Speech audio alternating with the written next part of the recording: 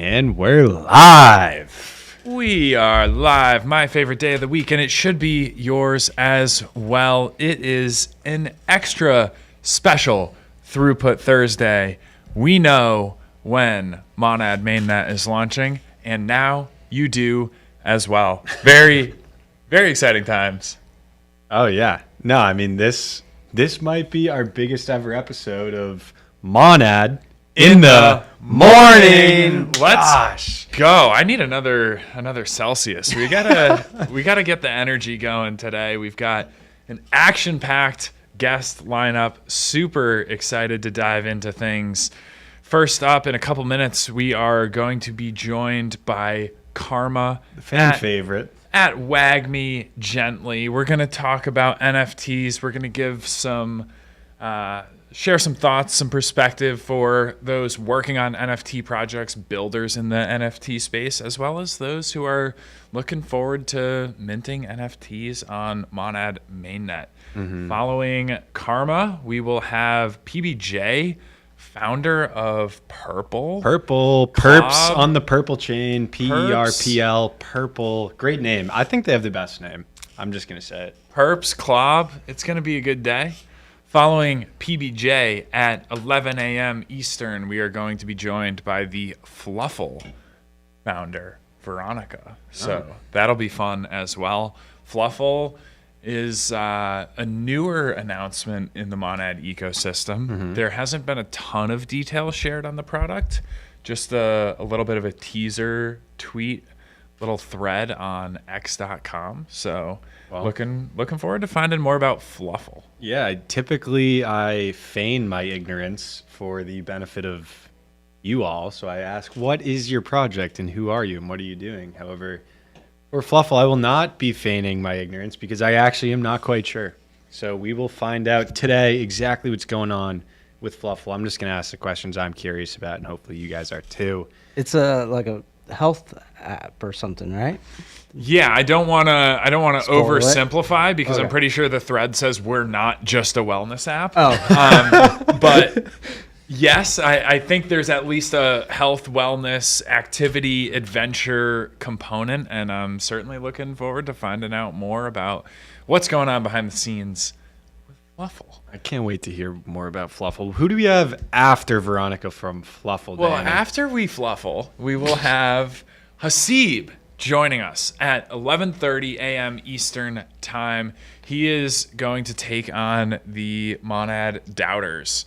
So if you have a question that you want Hasib to address, if you are skeptical about Monad, that is okay and encouraged. We understand that people have questions and they would like answers, and Hasib, as an investor in the Monad seed round and someone who's been not only supportive of the ecosystem, but very much so plugged in for the past couple years, has a great thesis on Monad and is kind enough to carve out some time to join us on the show today and handle the haters. Absolutely. So Hasib, that's yeah. going to be fun. Fun fact, he was the first person I ever talked to before I even joined Monad about potentially joining Monad. So he's really been around Monad since inception. And yeah, he's been an awesome guy to be able to work with on this. I'm excited. This is that's probably going to be the most viewed, most clipped segment of any Monad in the Morning ever. I'm going to call our shot and say that. I don't see any way that it's not. Clearly, there's stuff that we avoid talking about on stream, and Hasib won't. And we'll just absolutely dive in and go crazy live to some of the biggest comments, some of the biggest questions, some of the biggest doubts that people have on Monad, which is always healthy. That's actually, that's what we want. We look forward to talking and engaging people in conversation. So I'm very excited for that segment personally. Is there anything else that I am forgetting, Danny? Well, we have the countdown stream going live off of main account. Oh yes. What is the countdown at right now? In terms of time, 17 days, 22 hours, 48 minutes, and 13 seconds. Oh my gosh.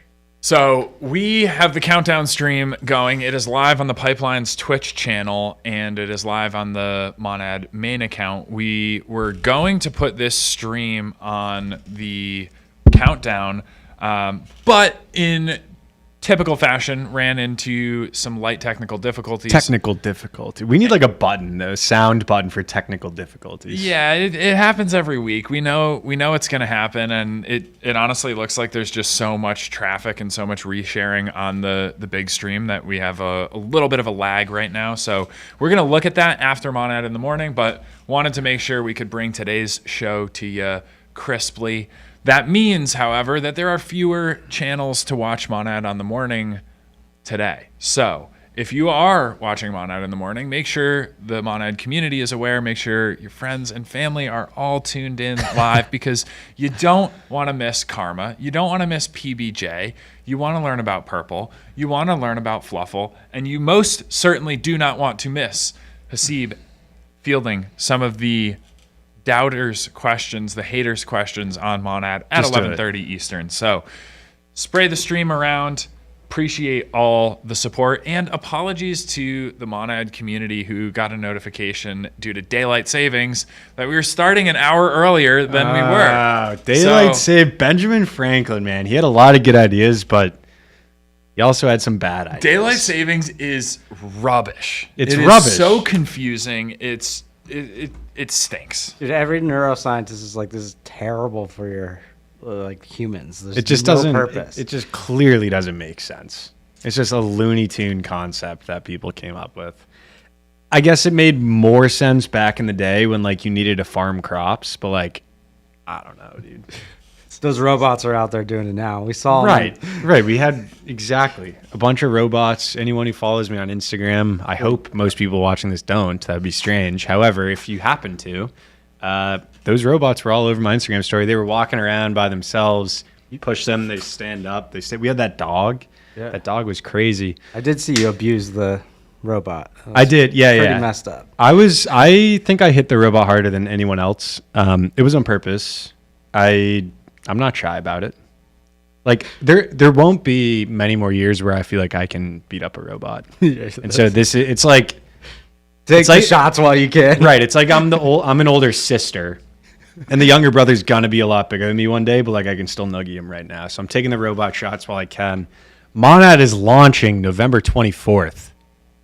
Let's go. The Monday before Thanksgiving is gonna be an enormous day. Set your dial for that week to big. I don't know. People are going to be cooking turkeys. They're going to be making stuffing. They're going to be talking about Monad and the future of EVM compatible blockchains. These are all classic Thanksgiving activities. So we're excited to play our part this year, and I hope you guys are excited for the launch as well. In about 17 days, 23 hours? 22 hours. 22 hours 44 and minutes. 44 minutes and 40 seconds. I'm pretty sure I just heard the door crack. Does that mean we have Karma? I ready. hope it does. Karma? That is your cue, Karma. Nice. Oh my gosh. That's There you go. That's your throne, Karma. Welcome back to Monad in the morning. the fan favorite guest. Oh, undoubtedly. This is Hello, what, hello. episode 2 in person? Yes, actually. Ooh, Nice. Feels good. This time I get my own chair. Absolutely. The director's chair set aside specifically for Karma in the morning. Mana in the morning. Karma, how are we doing today? Cool. I Yeah. feel like I'm about to give the interview of my life. But no, really glad to be here. I am not a mornings person, so I feel like whenever I go on Monad in the mornings, like this is not my time zone, not a morning person. And then I re-listen to it, and I'm like, is my voice really that deep? Every single time, yeah. But I think it's just like because I haven't spoken much today yet. There we Well, go. we'll get a nice warm up in now. Certainly, a lot to chat through, and we've got a pretty rapid fire segment today. You sit in a really unique position where you've seen a ton of work pre-mainnet in the Monad ecosystem on the NFT side of things. It's very unique. So, would love to hear, what are you thinking about like the state of Monad NFTs? What should people look forward to? What should people be thinking about? Yeah, what a good question. So like I think we can split it into like on the project side and on the actual like consumer side, or like the minters and those who mint. But when it comes to projects, like I honestly think there's two discussions that are like dominating the Monad like NFT scene at the moment, and I think just briefly starting with like the mint times. Like when do the collections actually mint? And there's this big debate. We were also discussing it pretty in a pretty heated manner, like last time on Spaces, where it seems like every single collection on the planet, with a few notable exceptions, is really trying to mint within like the first 48 hours of mainnet. So as of today, I know of at least 10 mints that all are targeting this like 48-hour period.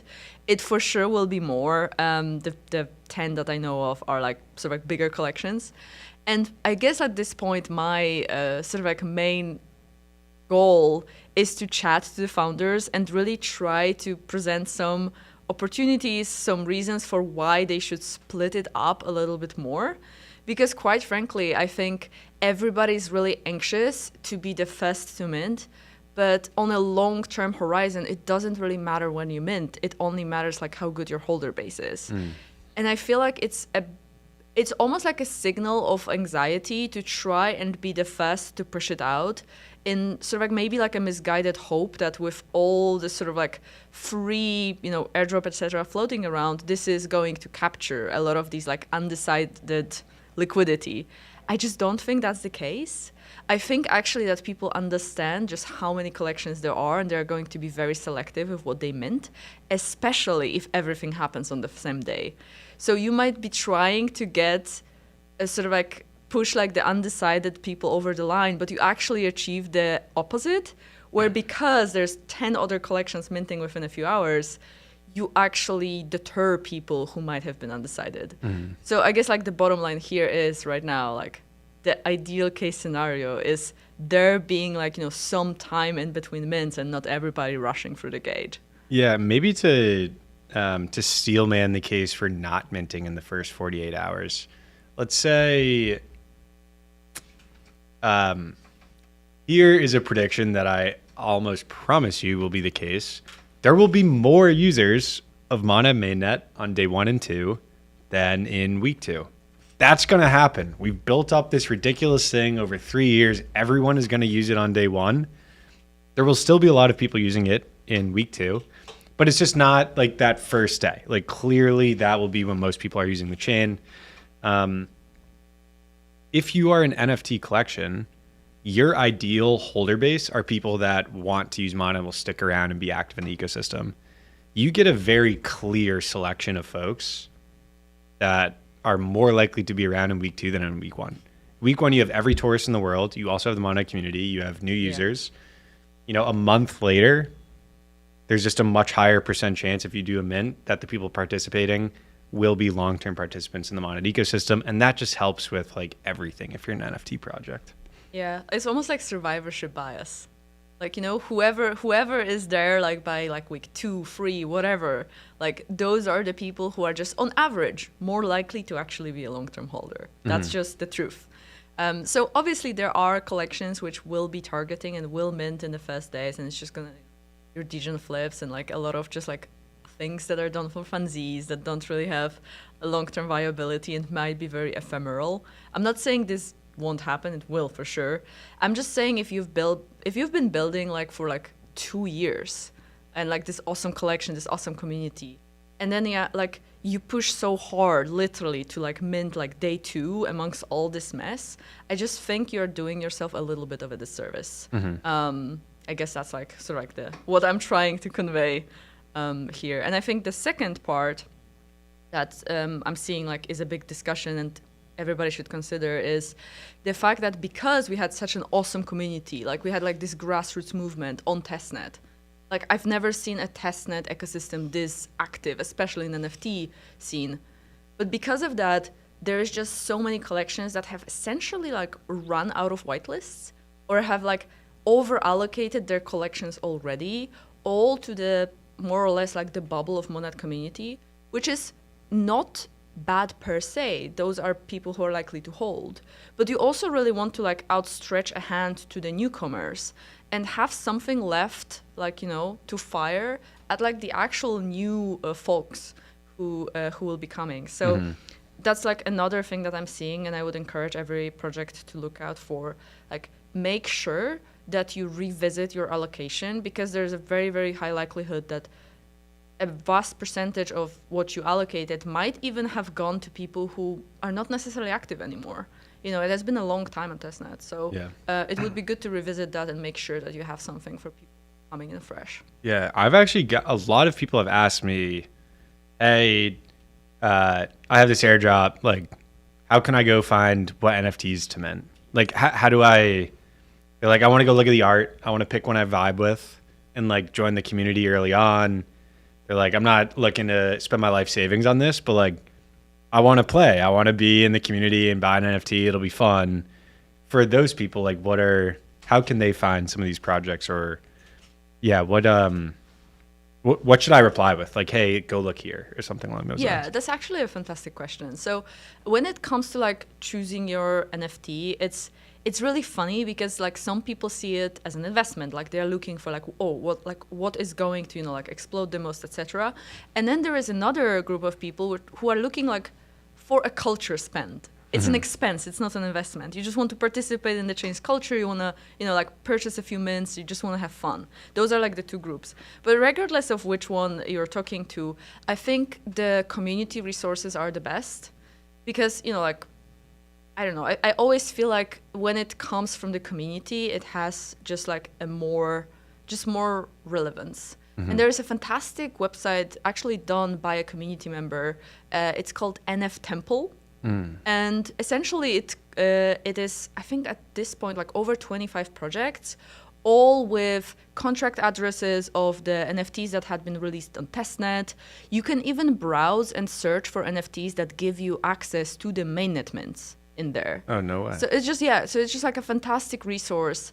And if you just want to look at the verified mints that you can now buy on testnet, which are potentially, you know, guaranteeing you access to mainnet mints. I actually have a post on my Twitter that like just like a huge infographic that collates all the NFTs that are guaranteed to give you access to mints. So you can also just like go there. So, but NF Temple, and like huge shout out to Big Chog, who is like, you know, a single developer, like vibe coding and making that website, updating it every single week. Like huge shout out, like great job on that. Oh, that's awesome. I'm gonna check this out right now. Actually, Yeah, Temple. yeah. He's put so much work into it, and it has sort of like we've been like refining the website over time with a lot of feedback from the community. So now, for example, you can also look up the team members of each project. That can't be the right site. I think mine is all in Spanish. No, it's all in English. NFTemple. Yeah, if you go to like, .com. I don't Or is it know if it's NFT like Temple? XYZ, Is there two T's? No, I think it's one. NFTEM. Yeah, I got it. You got it? Is it NFTemple.xyz. Oh, XYZ, yeah. Oh. I was like, this one says Bienvenido. No. And also didn't really have anything on the site. Yeah. Sign up. Yeah, I wish we could what? like show the website here, but Yeah. yeah, but it's a great resource. So like if you just want like a quick overview, like made by the actual community with community input, that's like a great place to go.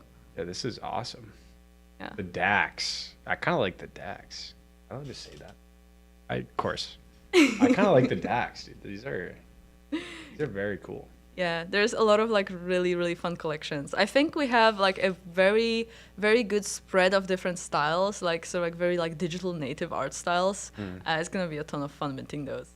Yeah. For people that are interested in this kind of day one NFT scene on Monad, that are watching and they're like, well, okay, I'm watching Monad in the morning. I have information that other people aren't going to have.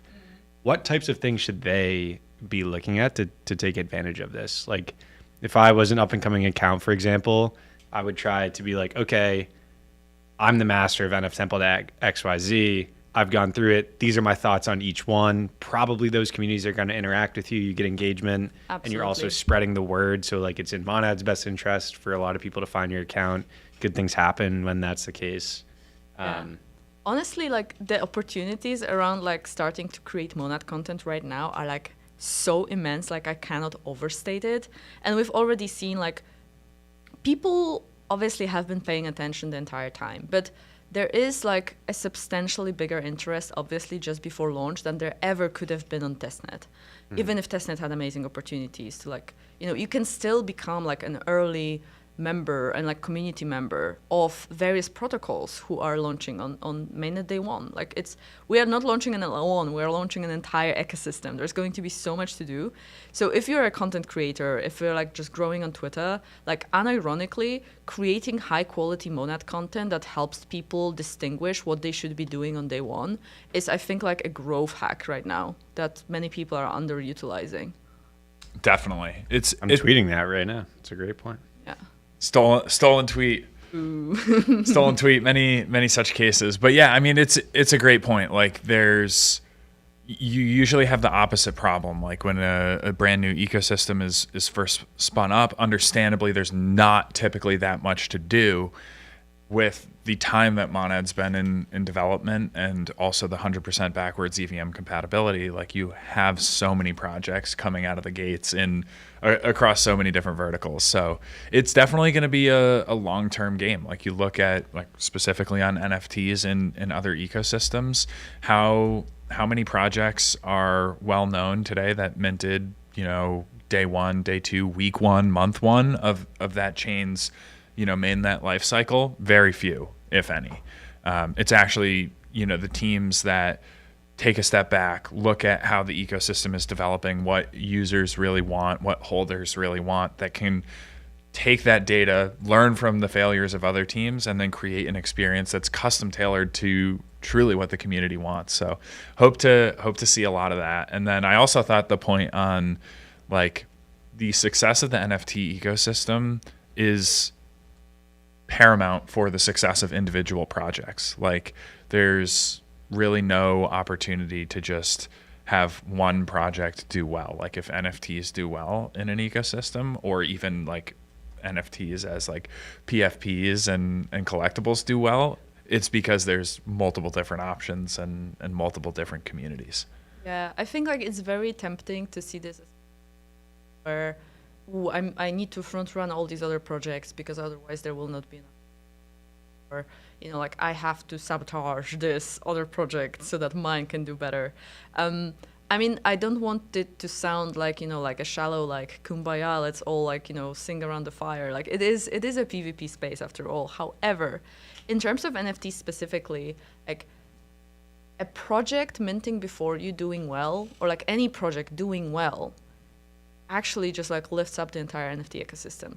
Like there has not really been historically like many cases of, you know, like NFTs are just like flat and then there's this one absolute outperformer. They do tend to move as like an ecosystem in general because people rotate so much and the liquidity in NFT space is so sticky. So I think like any type of a win for one collection just like ripples across the ecosystem for the others, especially in this like very fervent like first few weeks. So cheer on all the people building alongside you because their win will be your win as well. And last thing I wanted to say, and I know likely I then need to go, but I genuinely think that one of the biggest challenges will be like converting people who come in and are interested in Monad into actual long-term holders and like long-term members of your community. So, and I think one of the when I look historically at what was one of the most like fun aspects of NFTs, right? It was always this ability to come in and just gamble on whether or not you will be a part of the mint. Like minting is the most fun part of NFTs. Just like this moment of like excitement, like what do I get? But nowadays the public mints haven't really been a thing anymore. It's like completely botted, like it's very rare that like you as like an individual person can just come in and just like, wow, let me try to mint this. Like no chance. But that's what made NFTs so exciting, especially in like the early Solana days. Like you sat there with your friends and you clicked, and it was such an incredible moment. So I think we are doing our best and working with a few people in the ecosystem to like bring that back a little bit. And obviously details to follow, but we are working on a pretty fun activation that would give anybody coming in on like day one an ability to sort of like have a chance to participate in one of the mints. So there will be like a pretty fun system to distribute some of the mints for all like the popular collections. Beautiful. Love to hear it. Lots to look forward to. These are exciting times indeed. Karma, appreciate you joining us today. I know we plan to bring you back next week to talk more about app discoverability on day one of Monad mainnet launch and beyond. November 24th is coming up pretty quickly. Karma, thanks for joining us. Thank you for having me. Thank you, Karma. Karma, if you see our friend PBJ out there, would you mind sending him our way? Awesome. Next up, we're going to bring on PBJ, founder of Purple, another app that will be live on Monad mainnet. So this is Monad in the morning. This is where you discover apps. This is where you discover the ecosystem. And this is where we hang out and have fun to get ready for mainnet. The countdown has most definitely begun. Come on in, PBJ. Dude, looking Welcome. fresh today. Thank you. Congratulations. You're not going to ask on what? Guessing Monad mainnet. No. I was going to say on being so handsome, PBJ. We're so excited to have you He's just on used to it. stream today. Yeah, he's like, yeah. besides being handsome, I casual. can't. I have no idea. I have no idea. Beautiful. How are we doing? We don't usually get you in person. No, I'm excited to be here. New York weather's way better than London weather, so I can't really complain. Nice crisp fall day. Oh yeah. Well, there's clearly the best way to start this is a little bit of an intro on yourself and on Purple. I talk often about how I need to fake ignorance on a project because I need to ask the questions that I think other people would want to know if they didn't know what Yeah. Purple was and who PBJ was. In this case, I actually do have to fake that because we talk pretty often and I know a lot about Purple. But yeah, would love, a little bit of background, maybe how you got into crypto and then, a nice overview of Purple. Sure, yeah. Got into crypto pretty late, I would say. I didn't read the Bitcoin paper in 2012 or anything. Me and my co-founder, we were both FPGA developers. We were looking for fun projects to work on. Went to a few hackathons, found ourselves in crypto around 2018. Did some really cool tech on Ethereum, and then started hearing about Monad. Perp Dexes were a really exciting project. We knew that Monad was kind of like tailor-made for something that needed to be like HFT finance, and Perps made a complete sense. So that's how Purple came about. And as intern has said, Perps on Purple Chain is a very nice, ring to it. So yeah, really excited to bring that to fruition. Hell yeah. One thing that I'm very excited about for Purple is it seems like you guys have custom built things to take advantage of, Monad's throughput. And basically Purple is built in a way that, from scratch is like fully customized to be faster, more efficient, like a better overall experience for a perp stack because of the speed that Monad provides. And something like that is much more interesting than, I took XYZ perp stacks on an L2 and just forked it and pasted it. Right? Like clearly if it's custom built to take full advantage of performance, it's going to be a better user experience. But yeah, I would love if you could break down anything on that side, on the engineering front. Yeah, like most people just think, perps are, they've been done before, but really on like a EVM L1, this is probably the first time there's going to be a perps club. You think of the GMX as the AMM model, that's kind of the Uni V2 for perps, but what we're doing is building from scratch. So the data structures, the order book, the funding, the margining, every single aspect of this has been built from ground up. And the thing to really keep in mind is gas is really important. So since it's fully on chain, every time you interact with it, so if you're, for example, a market maker, you're posting or canceling, gas cost is really important for that. So we have hyper optimized gas. So just to kind of give you like some perspective, a simple Uniswap V2 swap costs about 200K gas. A post and a cancel. So post is when you have to, basically do solvency checks that you actually have the margin, and canceling that order cost 100K gas. So it's ridiculously like optimized. And to give more perspective, that's 1/10 of a cent on Monad if Monad is at 10 cents. So I think it's, as far as like theoretically or computationally, it's just impossible to do a lot better on EVM than what we have as a Perps Club. I can keep doing this all day, Danny. But I will open it up if there's anything. Yeah, I mean, like, what is it about your experience, the team's experience, your backgrounds that has enabled you to pull this off? I would imagine it's not an easy feat to basically do something that's never been done before, and to have the product in an MVP stage where it's extremely performant, basically more so than anywhere else. Yeah, it just goes back to our background. So as FPGA developers, like we worked on technology that's just like you write once and it has to work. So this is technology that goes into like spaceships. This goes into missiles guidance. This goes into like pretty much like every cell phone. So we are used to like working with like different number systems, different things that are very core to what working on EVM is. So you have like the 256-bit word, and how do you build the most optimal bit-packed information in there? And that is what we specialized in. So it's very natural for us to come into this space and do that. And then there's a lot of math that goes behind this, right? So all of this has to sit on one single smart contract, and it has to work on every single condition. So for example, having an ADL system, having unwind, having force close, having different ways to like close out the system in case of like some sort of price manipulation or whatever. We think through every single corner case, because the technology that we worked on, you can't just be like, oh, I messed that up, let me just send an app store update. No, it's out in space, right? So you can't do that. So that's how we were trained in our last, projects and work. So this just comes naturally for us. Gotcha. Yeah. And so given that this is a unique product, there's been a lot of momentum, I guess, in the Monad ecosystem. Many builders like experimenting with new types of apps, trading stacks.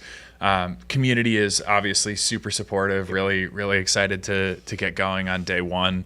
How are you guys thinking about user acquisition, and even beyond like the Monad ecosystem? Like, how are you thinking about onboarding new users, and what's like the compelling value prop for someone who's out there right now, like looking to discover Monad ecosystem apps, looking to kind of line up where they might look to trade? Yeah, I think one thing that we've always focused on is just resiliency.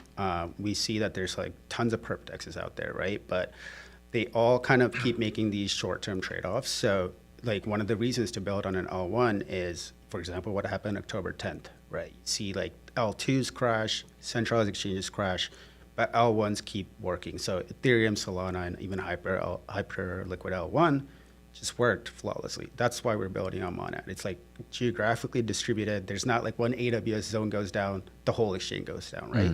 So building on an L1, so maximizing uptime.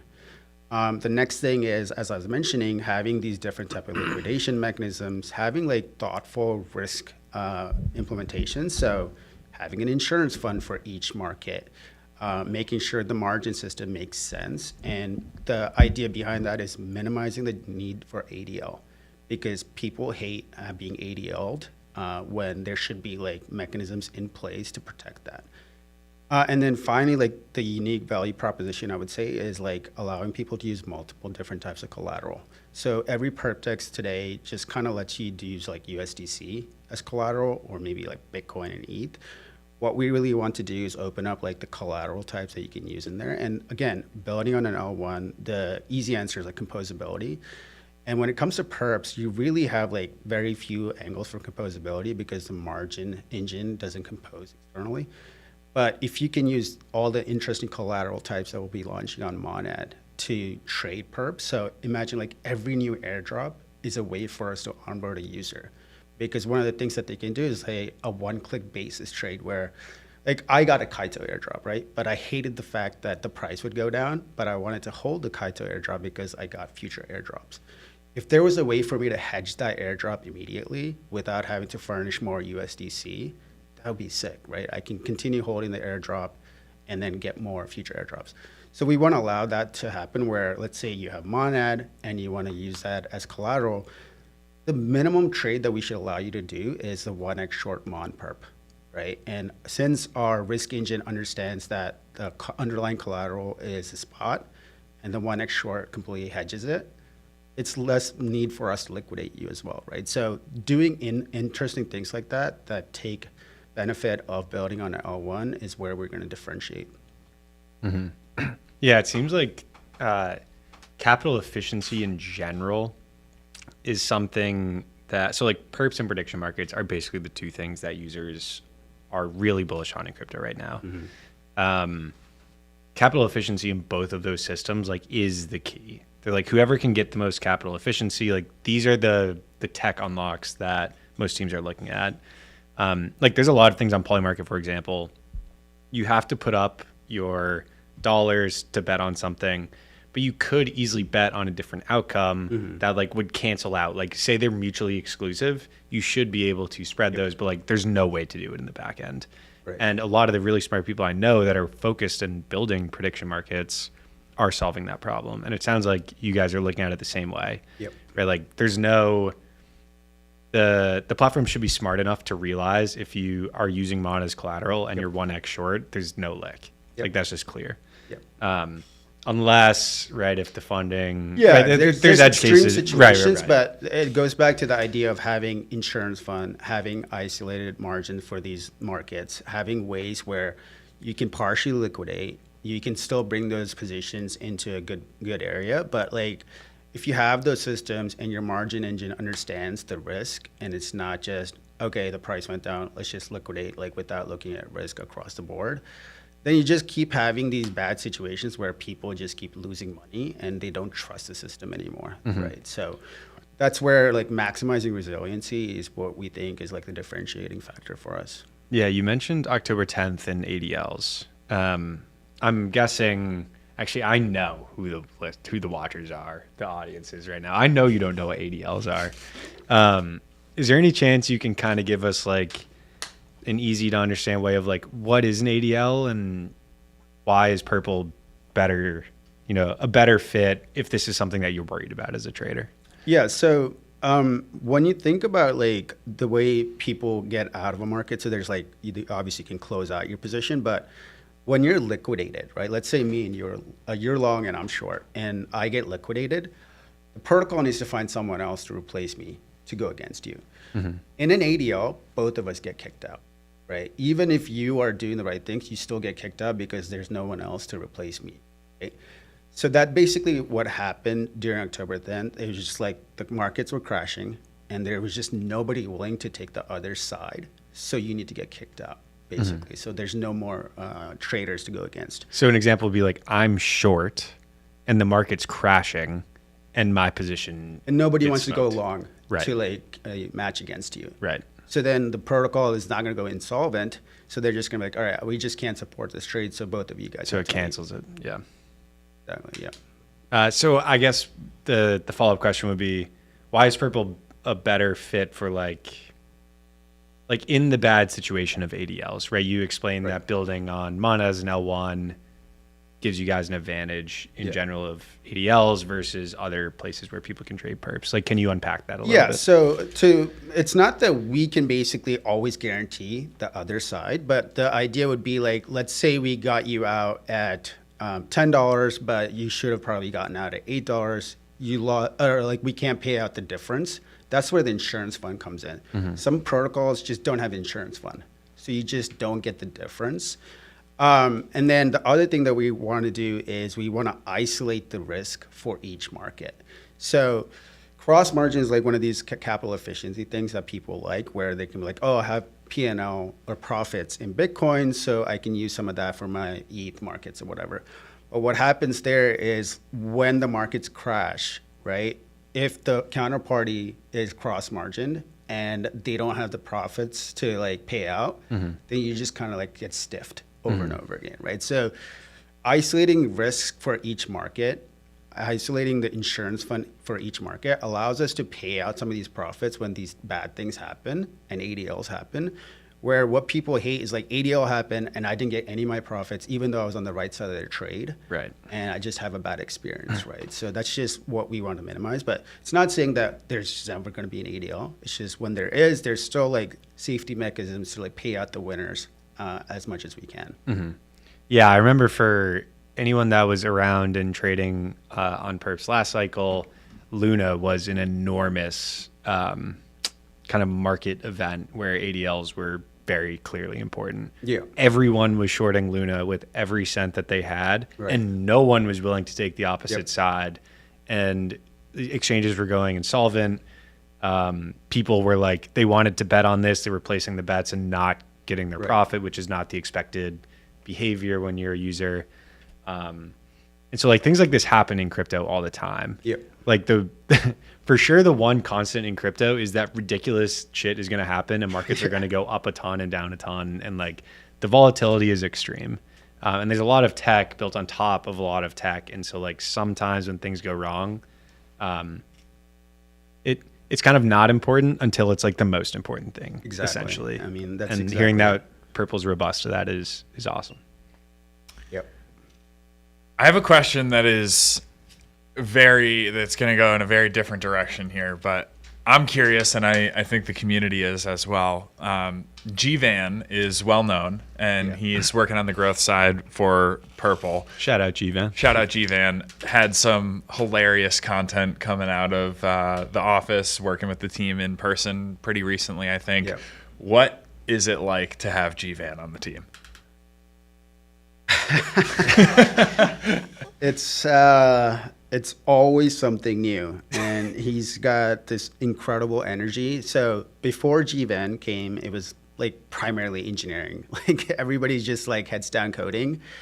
I think we lost probably like a week of productivity when he was there because he wanted to do all these Sounds like about random right. sketches and skits and fun stuff. But no, he's been great, man. Like he's brought this like new energy to the project, and he's always thinking of like these amazing ideas. And you know, a lot of this is actually social media, and he's just completely like revamped and like revitalized the project. And it's definitely hard, right? Because like we haven't really given him much content and from the project side of it because we've been so heads down and stealth. So he's been doing a killer job. Him and his partner Lily, like they're just awesome.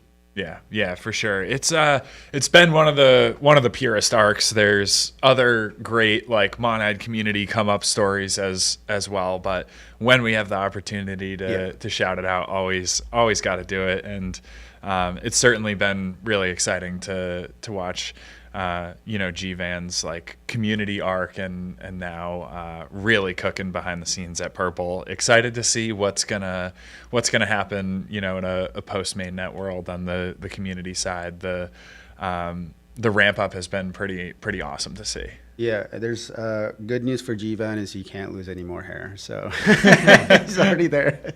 Yeah, he's it's no longer bald founder mode, it's bald growth guy mode. Like either works, I guess. We got like a couple minutes remaining here, so anything that you would want to call out in particular? We've got a lot of people asking us similar questions, which is basically some form of like, okay, awesome, Monad mainnet, November 24th, really excited. What apps should I be looking at?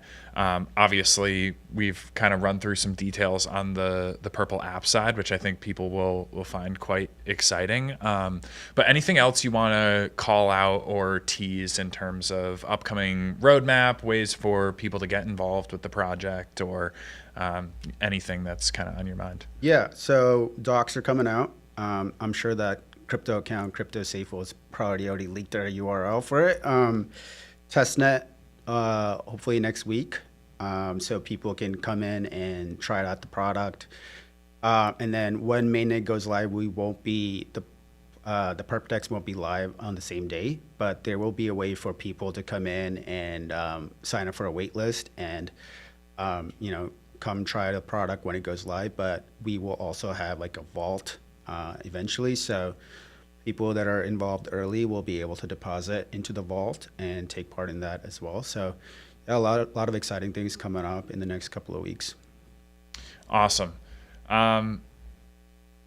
We have a couple community questions as well that I'm reading through. This one from Decatan. Not sure if you can answer this. November 24th. Will Purple launch its own token or use Mon as native gas token? I'm not sure that is. I mean, we all have to use Mon as native gas token. Yeah. So that's not really like it's on Mon, so you have to use Mon to like trade. One thing that we have done is we've done gas abstraction. So you will need like some dust amount of Mon to create an account, but after that, you never have to interact with like a wallet or sign transactions. It'll be completely gas free. So we completely abstract that away. There will be a token eventually for Purple once we find like we've done enough testing and product market fit. Sure. Yeah. Appreciate the answer there. And you might have mentioned this already, but just in case anyone missed it, when is Purple going live? Very, very soon after mainnet. So very, very close, like probably like a few weeks after. So right now we're like 6 weeks into audit. So everything looking great there. We just want to make sure mainnet's live and there's USDC deposits to be held in the vault, so people the vault can start market making. But it's going to be very, very soon. But on day one, you can come to the project and you'll sign up for a wait list. So we will let people in as it makes sense after that. Beautiful. Love to hear it. Purple's coming. Yeah. Purple coming at you soon. Oh, man. I'm excited. A lot of things coming soon. I guess that's been true for like final alpha. Oh, the old final alpha PBJ. Yeah, let's get a PBJ. Final question we like to ask guests on the show is called the final alpha. We took it from Up Only. Up Only might be coming back as well. Coinbase bought their NFTs, so excited to see if Kobe and Ledger come back and start asking people final alpha again. But for now, we are the podcast that asks the final alpha, even if it wasn't our original idea. The final alpha is a question that basically is just asking, do you have any final wisdom that you would like to leave the viewers with? It can quite literally be anything. It could be something you've picked up along your founder journey. It could be something you're excited for. It doesn't actually have to be alpha whatsoever. It could literally be a life philosophy that you remember your grandma told you when you were 6 years old. The floor is basically yours. But yeah, any kind of parting final alpha that you would like to leave the audience with? I mean, last time I did blockchain Larry David, and that went nowhere. Oh, that was on the podcast, right? Yeah. I talked about how James is just like Larry David if he was a blockchain developer. Mm-hmm.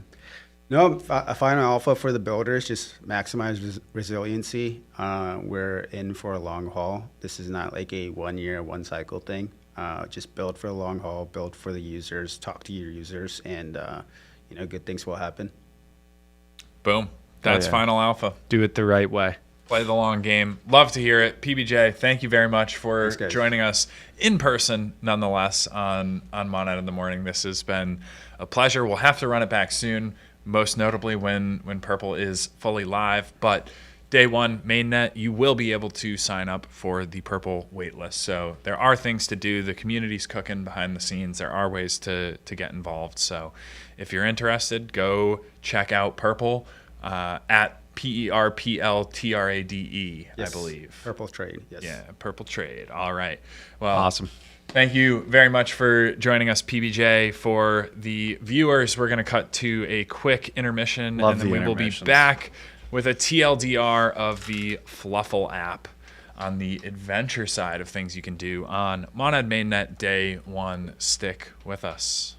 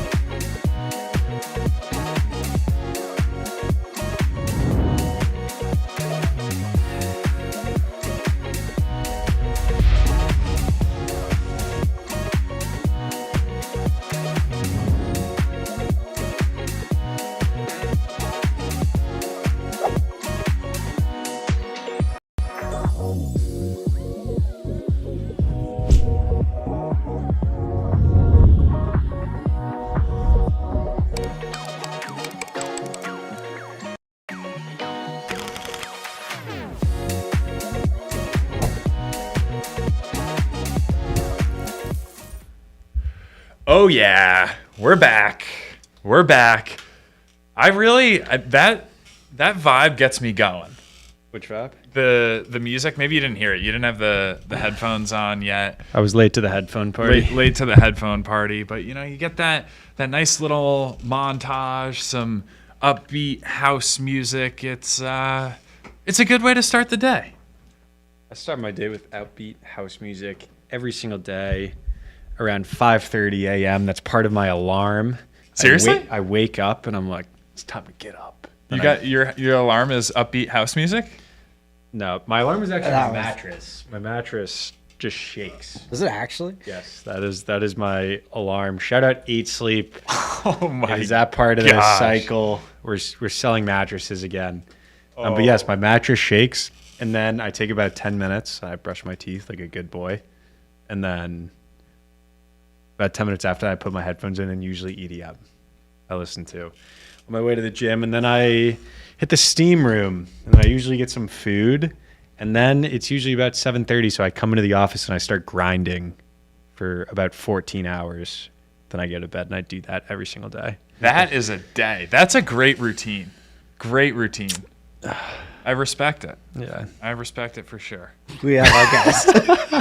And our guest, yes. Okay, yes, Well, without- speaking of wellness and morning routines and going to the gym and the steam room, we're lucky enough to have Veronica with us from Fluffle World to tell us a little bit about wellness as well. Veronica, how are you today? I'm good. How are you guys? Fantastic. It is awesome to have you on Monad in the morning. We're looking forward to peeling back the curtain a little bit on Fluffle a bit today. I know the community's excited to learn a bit more. Saw a thread recently on the Fluffle X account, kind of outlining a little bit high level, but still leaving some mystery as well. So would love to kick off with kind of a high level intro. What is Fluffle? And please feel free to introduce yourself as well. Cool. Yeah. I'd like to start off with just saying that I'm super excited to be here. I do have a little bit of FOMO because I feel like everyone that's come on has been in office. So maybe one day, I'll be able to visit, but I'm really excited to be sharing a little bit about Fluffle, right? So we are building the first hyper gamified productivity platform that makes focus addictive. And the best way to describe it is that we've turned staying off your phone into a game and an actually rewarding experience. So if I guess if anybody has used Fluffle already, right, they're pretty aware, but in Fluffle right now, you can start a focus session, and during that process, you get locked out of your phone and you're actually hatching and evolving these dragons and earning rewards in app and in real life. Wow, I could certainly use that. I was talking to Jessup recently off camera just about how bad the phones are in the sense that they really suck you in, and it's hard to get off, especially when like a lot of work related things are going on Twitter and stuff like that. So what does it actually look like for a user who's coming onto the Fluffle platform? I can actually pull some screenshots. Give me a second.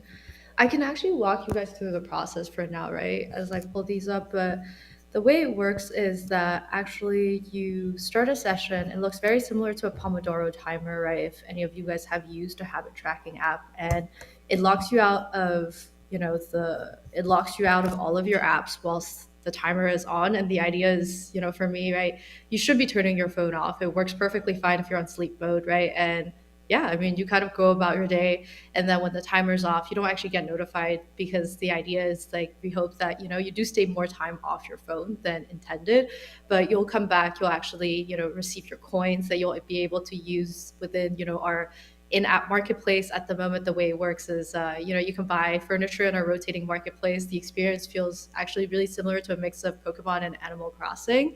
And I think long-term, right, we're thinking about, our IRL rewards portal, which is the main component of Fluffle. Because for us, right, I think there's a really big gap in the market, in the sense that current wellness apps, right, you subscribe to an app, you don't really get much out of it, truthfully, right? on top of it not being really sustainable, right? About 70% of users don't actually make it through the first 100 days. But not only that, right, you're actually paying for this app and you're not getting anything out of it. We're in a world where our attention cycle has changed in terms of user behavior, right? We're constantly on TikTok, right? Where we're literally doom scrolling at all times, whether that's in crypto or, as a Gen Z. And yeah, I think that all in all, right, we want instant gratification. So the way Fluffle is built out is that there's tangible outcomes, right? You subscribe to the app, you have access to the portal, and your productive time actually pays off. You're actually able to see, right, where your productivity is going.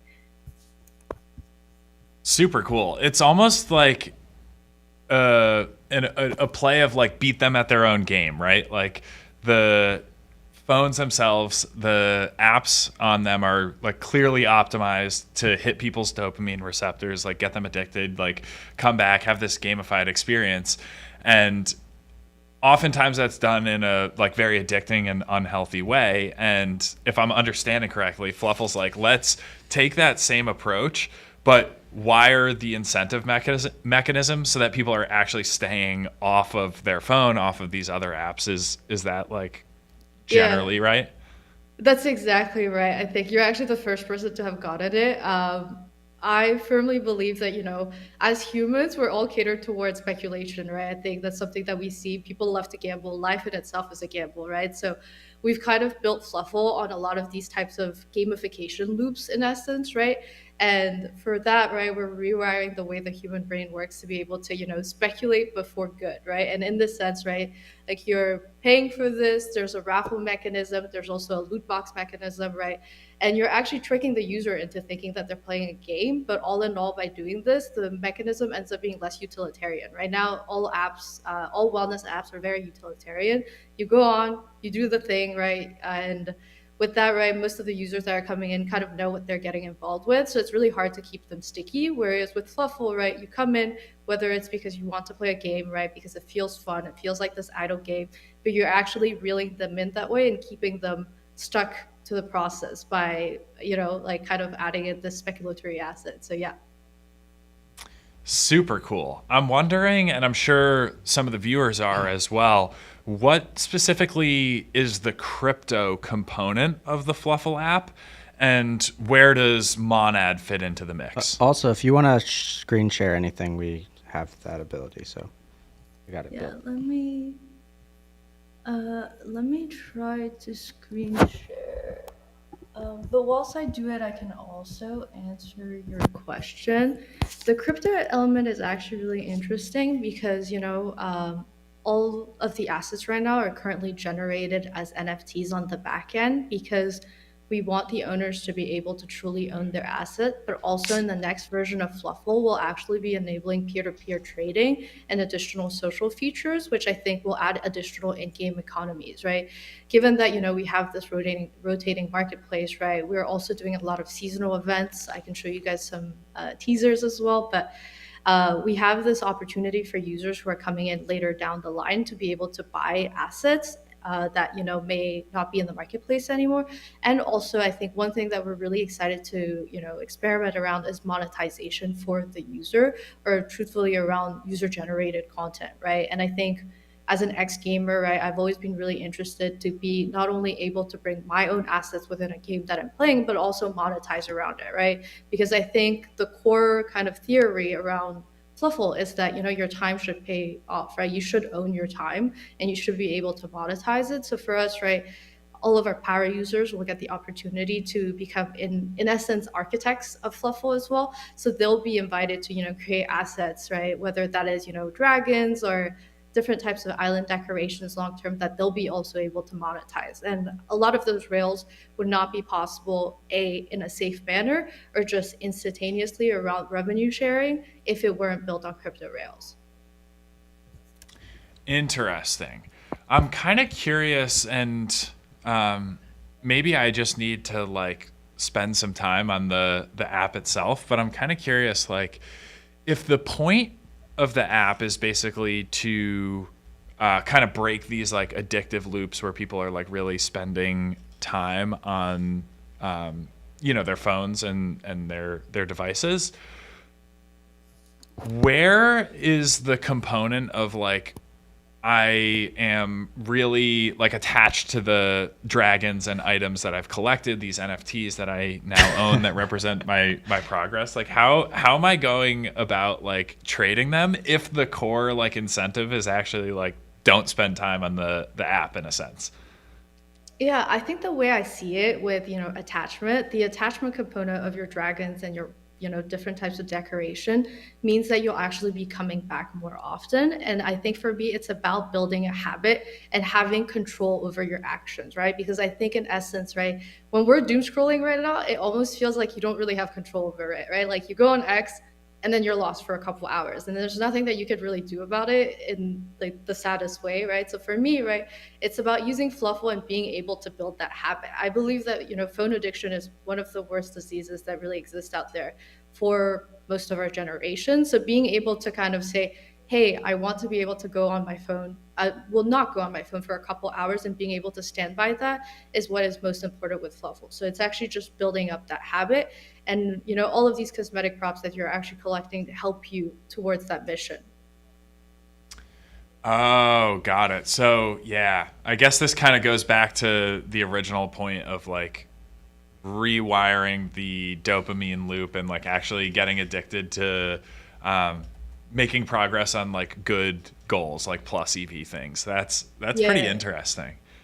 I can give you an example. For instance, right now we have about 250 users that are testing the app. And it's really interesting. We've been able to prove that users don't see it as a wellness app, but as a game, right? In the Discord, everyone keeps on saying, like, I love the game, I love the game. And now it means that, we've been successful at defining this as a game rather than a wellness app. And we've seen that, users spend up to 8 hours a day doing focus sessions. Some of our users have been spending, days off their phones. We have a couple quotes that are really funny from some of our users that are just like, I love this app. I haven't replied to any of my friends in days, right? So it's cool to see that it is somewhat working and people are getting, rewired for good. And I know we covered it, but can you just explain the core loop of like how does it know you're off your phone? And then Yeah. how do you get rewarded for that? I can give you some concepts. So I'm struggling to share my screen fully, so I'll just do it this way if you guys can see it. Can you see my screen? Jessup's cooking. It's a Oh, bit of there a we go. It's a bit of a bootleg screen share. I apologize, but here are some screenshots on how the app works since you guys have asked. And so on the first screenshot, right? Oh, by the way, it is a mobile app. Will be live on the App Store and Play Store on day one of mainnet. But you'll see it's super easy. It's pretty simple to understand, right? You have a timer. You can decide on how long you want to do it, and you just press start now. And so in turn, the way it would work would be that, if you try to tab out or switch to any other application, you will get notified, hey, you have 10 seconds to come back or your session will fail. I've been testing and trying tons of edge cases to the point where I got banned from my own app, but it's pretty effective in knowing if you're on the app or not. You can turn your phone off in sleep mode and you can keep on living your life. But yeah, you can definitely not switch to other tabs. Gotcha. I'm curious. I know you mentioned having some background in game development, and obviously most users are thinking of this as a game itself. What's the background of the team, and where did you come up with this idea? Yeah, so I mean, personally, I've been in crypto for about 6 years, right?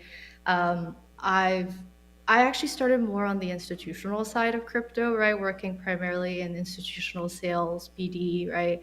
Working with market makers, VCs, hedge funds. But I personally was really interested on the consumer side of things because I believe that with DeFi and on the institutional side, you're building a little bit in an echo chamber, or I think the barrier to entry to crypto within those types of products does is a little high, right, for the traditional user, right? So for me, I was particularly interested in consumer. My last role was actually leading consumer at Eclipse. I spent the better part of 2.5 years over there, so really working with a lot of consumer teams, understanding their pain points. But I think for me, right, the idea actually came about when I was working, and I think this speaks to both of you guys, right? Like crypto can be like eternally on, right? I was getting really burnt out. Like I would wake up, answer telegrams, work, answer telegrams, and then sleep, right? And to me, right, it felt really unhealthy.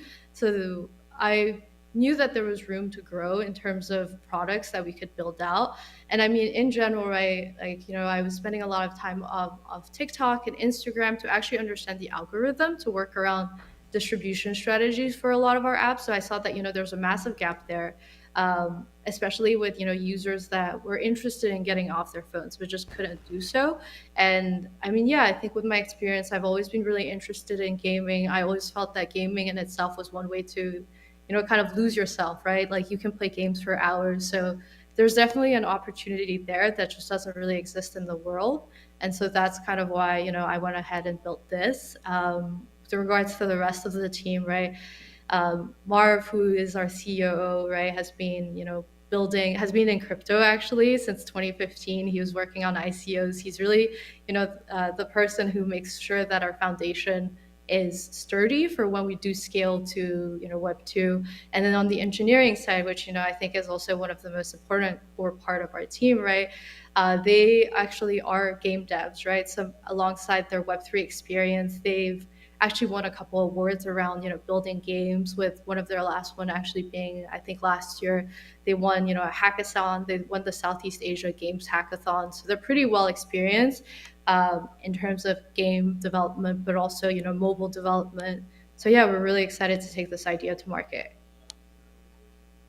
Awesome. It's super exciting. Clearly a well-balanced team, very much so crypto native on one hand, but also understanding you know, game development and kind of some of these core gamification loops that are tried and true in Web 2. Wondering if you can speak to the strategy for onboarding, you know, Web 2 users, given this will be live on the App Store, Google Play Store from day one of Monad Mainnet. Yeah, so a couple strategies that we're thinking about, right? I think I can touch upon more of our Web2 focus, but you know, on day one of mainnet, right, we are right now working with a lot of Monad communities, and we'll be pushing out more of a Web3 focused product. So I would like to touch upon that, right, because we actually made a really big announcement today, and so we announced our Soulveil Pass today, which we're really excited about. It's you know, our main feature for mainnet. It is in essence, you know, the first artifact within the Fluffle realm, in a sense, where, you know, by holding it, you'll be able to access different types of rewards, and that being, you know, in-app rewards, but also being IRL rewards, right? And so yeah, we're really excited about it because in essence it really explains how Fluffle will work, and it is the tangible outcomes that we've been describing, right? So I think if you own the pass, you'll be able to, you know, get boosted rewards, you'll be able to climb leaderboards faster against your peers, but also be entered into different types of raffles and different prize pools that, you know, we'll share a little bit more about. But yeah, I think it'll be the first step to giving the experience that we want. And yeah, I think on the Web 2 front, right, which is, I would say, more of my edge alongside my crypto experiences, we'll be doing some B2C marketing through, you know, TikTok, Instagram. I'm pretty familiar with how to craft virality and understanding the algorithm. And we're actually with different student clubs, but students and, you know, schools slash educational institutions are also on the list for us, given that, you know, I think students and even just, you know, younger users are the ones that would be most targeted for this type of product. So yeah, I think we've started speaking with a couple of schools. We're looking to get this into the curriculum, right? I think in the US, right, I know that, you know, at least New York is making a huge push in the public system to get users off, well, students off their phones. So yeah, that's the way we're thinking about it. Awesome. Super, super, super cool. I know we have a lot of Monad community listeners who are going to be really excited to check out Fluffle, get their hands on the app, join the community, what have you. Where should someone who's interested in learning more about Fluffle, contributing, joining the community, or getting started on the app, where should they find you? Where can they find Fluffle? Where can they get involved? So I actually have something especially for the stream viewers. So we have something very, very special, very limited that's happening at the moment. But the best way would be to, you know, find us on X. It's at Fluffle World, and we have, the Discord in the bio. Most of our users are currently in Discord, but, just follow the page if you want to stay updated. But if you go in the Discord right now, we actually have a special channel solely for the stream that we're actually going to be taking down in a couple hours. I believe it's called Good Morning Monad. If you go in there and drop a Gmonad, we'll get you access to the app. So yeah, that is the best way to get access right now if you're on the stream. And if not, right, we have waves of access that's being open to all of our users. I think that's the best way to go about it. Awesome. Super exciting. It's a beautiful day to learn about Fluffle. I'm really excited to onboard personally. Goodness knows, I think this will help me break some of the addictive loop of Twitter and similar apps. One question we love to ask towards the end of segments on Monad in the Morning is the final alpha.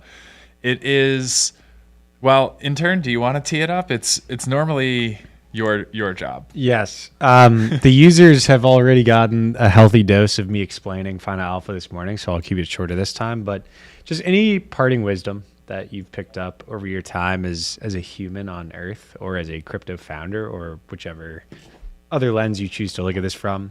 Something that you think, could be interesting and maybe viewers might want to hear. It doesn't have to be anything specific or long or short. It can, really be whatever you would like. Yeah, I mean, I think in crypto,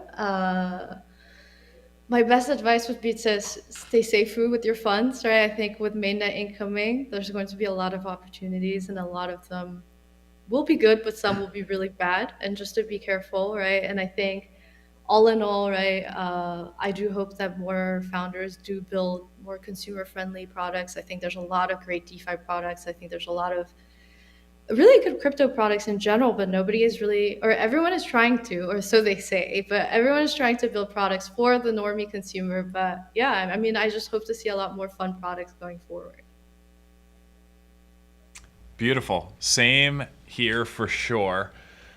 Very excited about Fluffle though. Nonetheless, I will be onboarding today. That is a guarantee. Veronica, not sure if there's anything you want to leave the listeners with today. Would love to have you back on Monad in the Morning soon. I know there's a lot of exciting things coming, so we'll certainly have to get you back up here and chat through any updates in the coming weeks and months. But before we wrap up today and cut over to an intermission, anything else that you want to share with the Monad community or today's listeners on Monad in the Morning? Yeah, so I mean, I welcome everyone to our Discord, and I'm very easily reachable, whether it's through X or Discord at the moment, but we're really excited to bring this to Monad. If any additional communities want to collaborate with us, please let me know. We've done a couple NFT community leaderboards, which is really interesting, right? We've had a lot of custom leaderboards where our users were actually, competing for whitelist, given that, we were a little late to the ecosystem. Actually, every participant in our last two leaderboards have gotten a whitelist, which is pretty exciting. And, we really want the IP to be community powered. So every time we do a custom activation, we're actually building a very specific prop for it. So for instance, the Chibis was our last leaderboard, right? We built a little Coco plushie, right? We had a Real Nads leaderboard where we built a Real Nads inspired decoration item. Same thing for 10K that's happening this week. We were playing around with making like a Keone statue for the 1K list. So there's definitely a lot of room to play around on the cosmetic and artistic side. And I think all in all for us, even though Web2 is the focus, I want to be able to bring exposure to a lot of crypto projects, whether that's NFT communities, and all of that will be done through a lot of these props, because most normies will just be collecting them because they think they're cute, and at one point I think they'll start asking themselves questions as to what these are. So yeah, all in all, if any community wants to get involved, right, we have some couple guys that are also designing their own dragon. Some alphas, we'll have a Monad dragon also for mainnet. So yeah, excited to be here. Awesome. Ton of stuff in the pipeline. trademark, no pun intended. Very, very excited about what the Fluffle team is cooking on, and really appreciate you joining us today, Veronica. Yeah, likewise. Thank you guys. Awesome.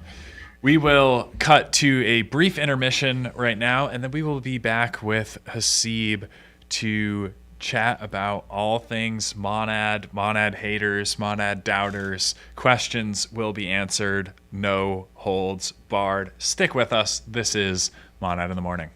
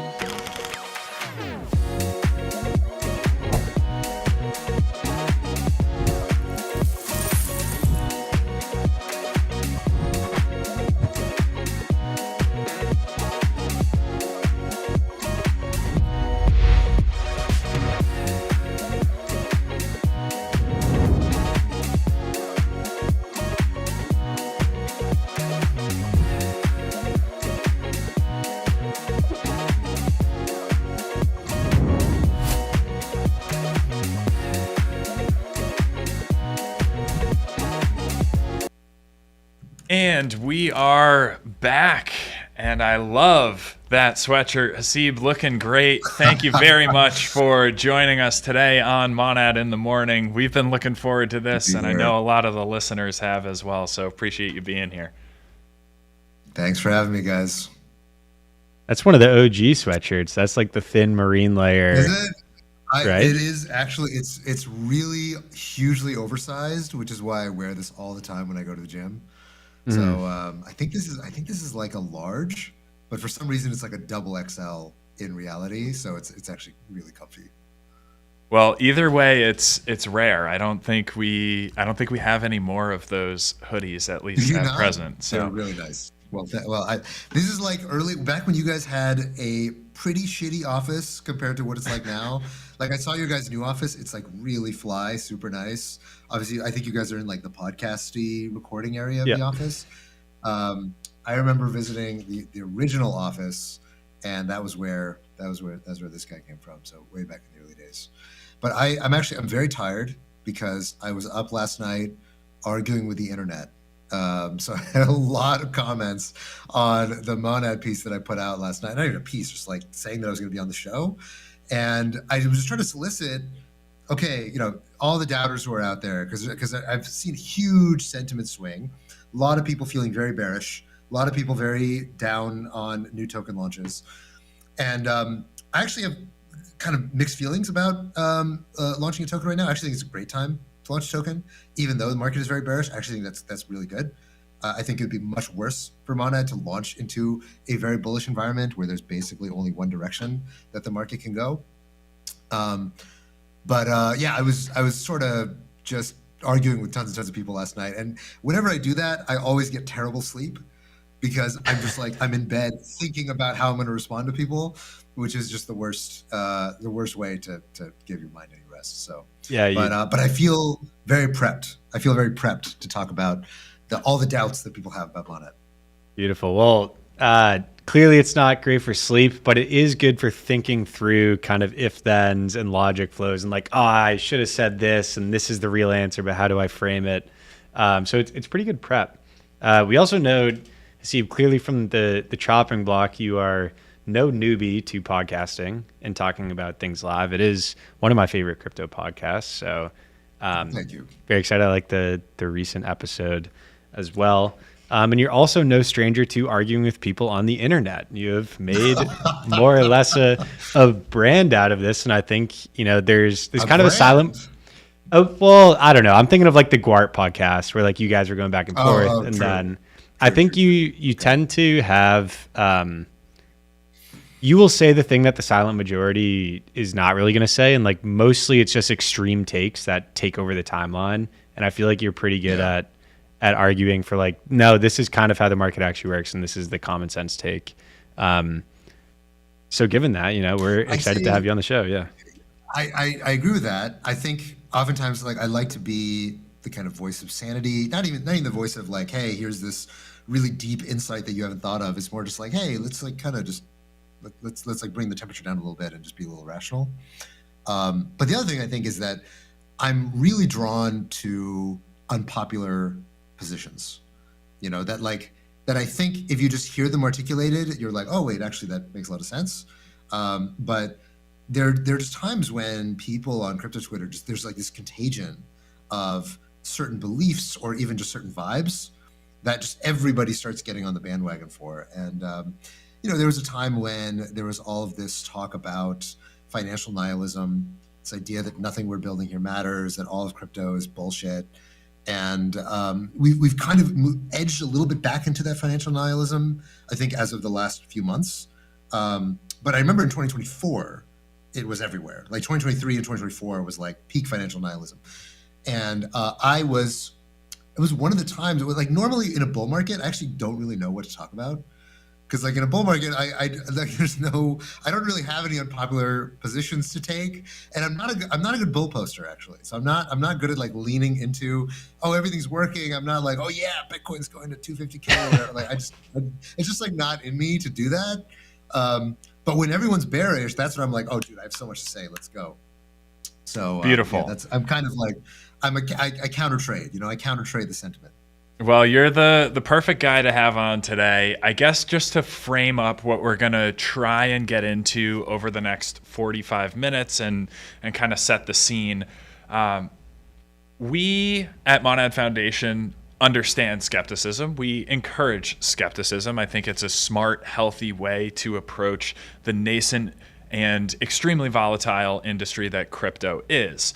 And about a month ago, I say we, but it was really, some other great members of the foundation team were planning some events at the APAC conference tour in Korea, in Singapore. And as part of that, the idea arose to actually invite the Monad doubters in person to an event where they could ask any question that was on their mind, voice their skepticism in a really no holds barred environment.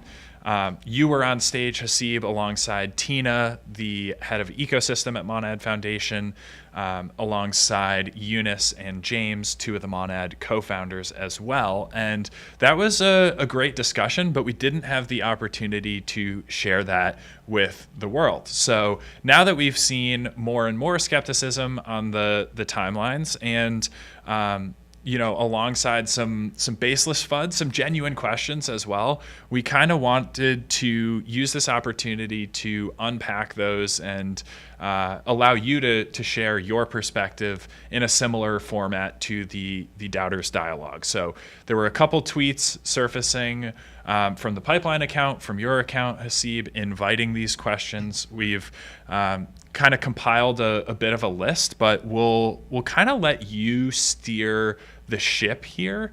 And if there's particular questions that you would like to address beyond the battle that you waged on Twitter last night, Would really welcome your perspective, and kind of happy to let you take it in whatever direction makes the most sense to you. Yeah, and maybe a suggestion on a starting point too. Maybe not even beyond the battle waged, just breaking down some of the answers, because I actually shouted out one of the tweets that I was reading this morning. I thought it was really well put. It was like one of the best questions and one of the best answers. So for anyone who was not reading Hasib's Twitter last night, one, I don't know what you were doing instead. Two, it might be worth running through some of those questions and answers. Which one are you referring to? So Kevin, why don't you drive which one you're referring to there? Yeah, I am referring to the one from Rajivan Rajendran. Basically, I don't think there's enough demand for block space. And then you had a reply to that. I tagged you in a Telegram chat earlier with the link to the tweet, in case that's the one that, if that jogs your memory. Yes, it does. Sorry, I was tweeting a lot last night. A lot of things you could be So let me pull it up, and maybe I'll just do like a little bit of a dramatic reading, but a little bit of paraphrasing. So Rajiv, he's a guy I think he was at Blockwall, which is I think it's Blockwall VC, which is a VC firm. And so basically his claim was, look, I don't know that there's enough demand for block space. A lot of people made this argument, is that, look, we have so many blockchains now, it's not 2022 anymore, it's definitely not 2019 anymore. So the response that things like Solana and Avalanche and all of these kind of Gen 2 blockchains were responding to was the fact that Ethereum wasn't scaling, right? And so we really did need all these blockchains in that moment. There wasn't enough block space genuinely between just Ethereum Classic, and that was kind of it at the time. And today is a very different story. Today we have a kajillion blockchains. We have so many chains with so many blocks, so much space, no demand, and like why would we need one more? I mean, that's basically the kernel of the question. And so he goes on to say the fat protocol thesis is failing. The fat protocol thesis is this very OG thing that, like, anybody in 2018 remembers the fat protocol thesis. I don't know if kids these days follow what that's about, but the fat protocol thesis is this idea that chains capture disproportionate amount of value relative to the applications that live on the chain, which is the inverse of what you saw with the internet. With the internet, it was the applications like Facebook, Google, et cetera, that captured all the value, and the quote unquote infrastructure or chains for the internet is like Cisco or these underlying Oracle or something. They don't capture most of the value of the internet. It's actually the applications. So this fat protocol thesis was a big part of the reason why people thought layer ones were so valuable, was because the fat protocol thesis just seemed to be true. And his claim is that the fat protocol thesis is failing. It's no longer true. Unless you have existing network effects or an application that people actually use, like Hype, or a distribution edge, like Telegram or Base, and layer one is just not going to be able to capture any value. What exactly is Monad optimizing for? What's the core application? Otherwise, like, why is it not just going to be a ghost chain? Right? So that was the core of his doubt, which I think was very close to what I saw a lot of people saying. And so here was my response. Here's my dramatic reading of my response. My answer is very simple, which is that blockchains are not done. If you believe that we kept improving the tech on blockchains until 2023 and then stopped, and then from that day forward, all the existing blockchains were complete and would not need to scale any further, I fundamentally disagree with you. And it maps onto no other technology ever. GPUs keep shipping new generations. Operating systems keep shipping new generations. Internet bandwidth, if you think of dial-up cable, DSL fiber, they kept shipping new generations. But blockchains, that's the one technology that stopped in 2023 because we got Aptos and Sui and Base, and that was it. And we're just done forever. Monad, in my opinion, is the most ambitious attempt to try to get the parallelism and performance of a super high throughput decentralized blockchain, like a Solana, like an Aptos, like a Sui, into the form factor of the dominant programming language of blockchains, which is the EVM. Doing all of that in a decentralized way is really hard. You have to rewrite all the shit from the ground up and solve some really difficult system level problems. And I believe that if you solve that and can foster a developer community, then the prize is big. Now, yes, people will use stablecoins on stablecoin chains. People are pointing out, they're like, oh, what about Tempo and Arc and all these things? And like, yes, I totally buy that stablecoin chains are going to be a thing. But do you believe that the next big application in crypto is going to be built on Arc? or on tempo? Right? Do you think the team that has the next new idea, the next new consumer breakout, whatever it is, that they're gonna be like, yeah, I'm gonna go build on the Stripe chain? Or do you think that maybe there are no new ideas left? Do you think we're totally done? If you thought that 2 years ago, you would have been sorely mistaken. If you thought that 4 years ago, you'd be even more mistaken. Disruptive technologies disrupt. World scale technologies need to scale to the world. Is there an application that needs Monad and cannot exist anywhere else today? Of course not. All smart contract languages are Turing complete. Turing complete means that you can write any program in any smart contract language. Every single smart contract can fundamentally express the same applications. You did not need Solana to get meme coins. Meme coins existed on Ethereum before they existed on Solana. You didn't need Solana to do NFTs. NFTs were on Ethereum before they were on Solana. You didn't need Hyperliquid to do perp dexes. The first perp dex was DYDX. It was on Ethereum. So you don't need a chain in order to create an application. Now, it can be better. It can be more scalable. It can be more usable. It can have a better community. But the 0 to 1 moment for any application does not require a blockchain or require any new chain. What Monad is trying to deliver is getting Ethereum level decentralization and trust at Solana level throughput and latency. Scaling blockchains is one of the most fundamental problems in crypto, period. Like if you zoom out and you talk to people outside of the space, the number one thing they tell you is that I don't know that this technology is going to work. It gets super expensive. I hear about things falling over. I hear about, Trump launches a meme coin and all of a sudden everything in crypto is breaking, or some people are getting liquidated and every blockchain is falling over. APIs aren't working. RPCs aren't working. That was just 10 minutes ago that happened, right? So we cannot seriously look at this and say, this is going to be world scale financial infrastructure and it's all fine and we're done and we don't need to improve on it anymore. It's why Solana went from just 2 years ago, being a nothing ghost chain to being now one of the most dominant chains in existence because it scaled when other blockchains could not scale. If you think history is over and that's it, and it's like, oh yeah, 2 years ago, but everything was so different 2 years ago. In 2 years from now, nothing is going to change. It's going to be exactly the way that it is today. I just think that you're being ahistorical, right? That's like this technology just moves too fast. So much has changed in just the last 6 to 9 months. And you really believe that like we're done and history's over? I think that the problem that Monad is trying to solve, and that's not to say Monad's going to solve it. Who the fuck knows? Chain isn't even fucking live yet. But the problem that Monad is trying to solve is the biggest problem in crypto, period, bar none. And I will stand by that to my last dying breath. Okay? So if you think that doesn't matter and nobody cares about a team trying to solve that, then we just fundamentally disagree about our views of the big problems in crypto. Finn. So that was my response, and I think that probably addresses what I think was the kernel behind many people's doubts.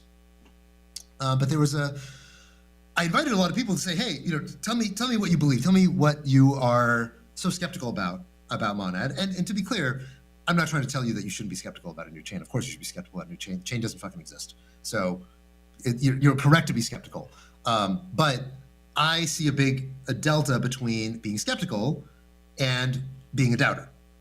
I think being a doubter, and what I've seen really is that over the last couple months, there's been a huge sentiment shift. And a lot of this is just because obviously people are down bad. They've seen token launches go poorly. You look at the last big hyped launch, which was Plasma, XPL. XPL's down really bad from where it initially launched. And I want to be clear, and I think this is probably the best and most resonant criticism is just that, like, okay, I might even like Monad. I might even say, like, it's great. These guys are an earnest team. They're really trying to solve a genuine problem. I don't think this is a token grift or whatever. But it's just, bro, every token goes down. Like, what do you want from me? Like, every fucking token goes down. Why should I not believe that this token will also go down? And at that point, the criticism is not even a Monad criticism. It's just like a token criticism. And I saw quite a lot of this, is that, bro, every token goes down. Like, why would this be the exception? Like, you're trying to claim to me that out of the 100 tokens that launched this year, only 2 of them are up, or whatever. I don't know what it is. There's probably some number like this. Why would Monad be in one of those 2? And to be clear, my answer is I don't fucking know that it will be. Maybe Monad is only going to go down. I have no clue. I have no control over that. I don't know what the market's going to be. If you look at the pre-market on Hyperliquid, which I know some people are watching, I don't know if you guys have talked about it, but obviously that market has been insanely volatile. It's been like 3 weeks. and it's just been whipsawing up and down. It went from like 12 billion down to 3 billion, and now it's back at 5 or whatever it is. I don't even know what it is this morning. But it's been up and down. Which, I mean, these are low liquidity markets. Obviously, there's no actual inventory, so a lot of these pre-market markets have been very inaccurate in the past. But it's indicative of how much sentiment is swinging, and that's what I take it mostly to mean, is that sentiment is just super volatile right now. Now, if you've been in crypto long enough, you have seen huge sentiment swings in the span of just months, right? And like we've obviously had that multiple times this year, where Bitcoin was like, oh my God, straight shot to 200K at the beginning of the year, and then it grounded down to like 80 something thousand, and now it's back at 100K, and people think that like, okay, crypto's cooked because Bitcoin's only at 100K at the end of this year. I sort of think that, like, look, the difficulty of being Monad, all things equal, is that there is so much hype around the project. And historically, really hyped projects, it has been a death sentence, because it's very hard to live up to very high expectations, and like that's fundamentally what I see as the crux of why the sentiment shift against Monad has been so severe, is because the market's bearish. And when the market's bearish, it's so hard to live up to hype. Even when the market's bullish, it's hard to live up to hype. But when the market's bearish, then it's like fucking impossible to live up to hype. I sort of take it as actually being a good thing that Monad is launching into a bear market. Because launching into a bear market, and I think we can say with some confidence now, definitely a bear market, especially for alts. Launching into a bear market, I think, is the best possible thing for a hyped project, because it means that expectations actually start off tempered and low, and as low as they could be. And I think that's good. I think it's good to start low. It's good to give people an opportunity to accumulate. And all the people who are saying, this token sucks, I'm going to dump my airdrop, I'm going to short it on day one, I'm like, awesome. I think that's actually really good. I think more people should be shorting Monad on day one, so that it comes out at a reasonable price with reasonable expectations, and so that the people in the Monad ecosystem can do the work of actually building something and delivering on the promise. I think that's good. Look, I'm an investor. I'm a VC. I've been doing this for a long time. Like nothing delivers on day one. Like, it's just not how it works. It's not how anything works. Very often, prices might quote unquote deliver on day one, and they're like, oh wow, this came out at a really big price. The airdrop's really big, blah blah blah. And obviously, people who have the airdrop, they want the price to be high because they want their airdrop to be worth a lot. But for the people who are doubting, they're mostly people who are not going to buy the token, and in which case, fine, I don't really care. But the bigger thing is that I think for Monad as an ecosystem, it's probably healthy to have this degree of doubt. Probably what happens over time is that the people who are doubting are not going to buy your token. They're probably not even going to short. They're just people who don't care. They're just getting their kind of emotions out of like, hey, fuck you guys. You raised a bunch of money. You had all this hype. Fuck you guys. and I get where that's coming from. I get where that's coming from, because people are down bad. They're hurting. They don't want to see people, going and dancing in the streets and taking victory laps, because it's like, what did you do to deserve that? And the answer right now is genuinely nothing, right? Like, obviously, you guys have been grinding for a long time. You guys have been trying to build this ecosystem from the ground up. It's hard to build technology, but building technology in and of itself is not the prize. The prize is actually to build something that people use. And if people don't use Monad, then, like I said to other people in the comments, it's going to go in the dustbin of history like every other startup that failed. But Monad is a startup. Monad is trying to build something new. And I think like the sentiment, here's what bothers me the most, is that like one thing that we internalize as VCs, and I think that people in crypto Twitter, they don't have this perspective, and it's natural that they don't, is that we respect all entrepreneurs, period. Now, there are certain people who are bad actors, who are, actually grifting, who are actually taking advantage of people, and obviously we don't respect those people, and if we can, we call them out, or we just, try to stay the fuck as far away from them as we can.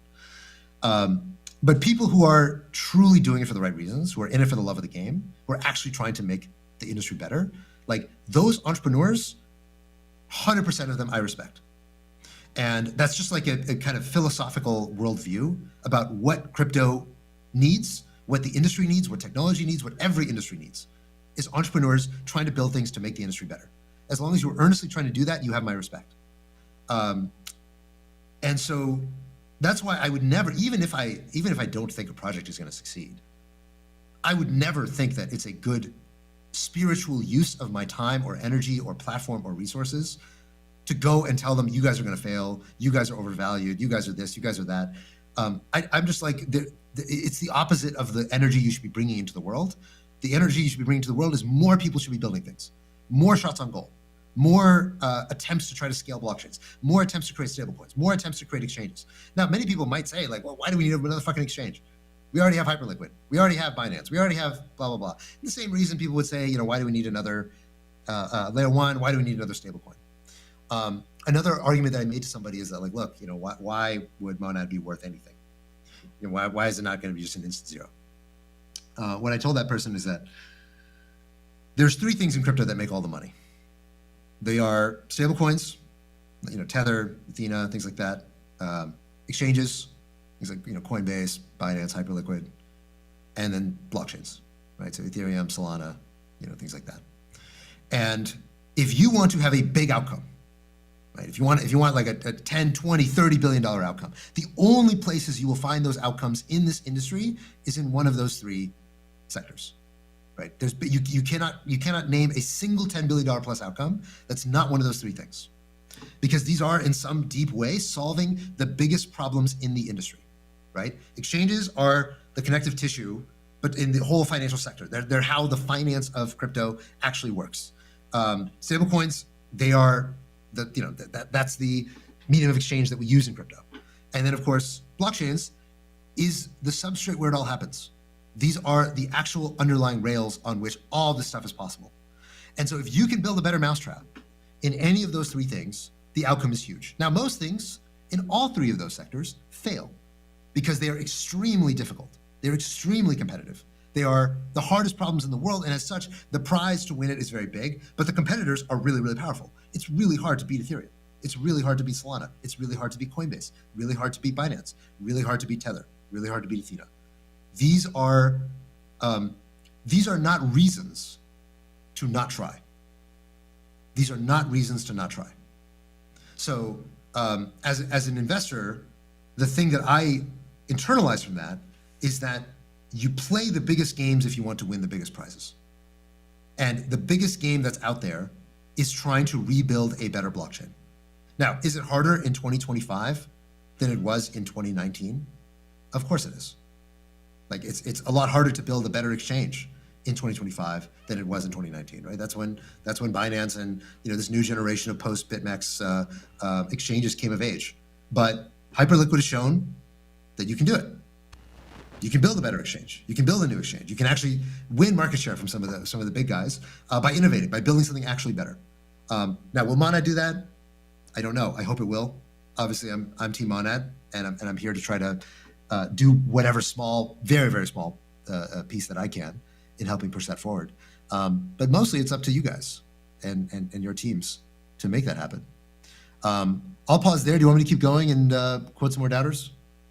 Yeah, I am going to not go out on a very far limb and say that's like hands down the top monologue we've ever gotten on Mana in the Morning.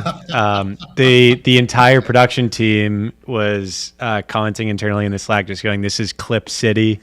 For everyone out there, a lot of people have started to build brands around clipping Mana in the Morning.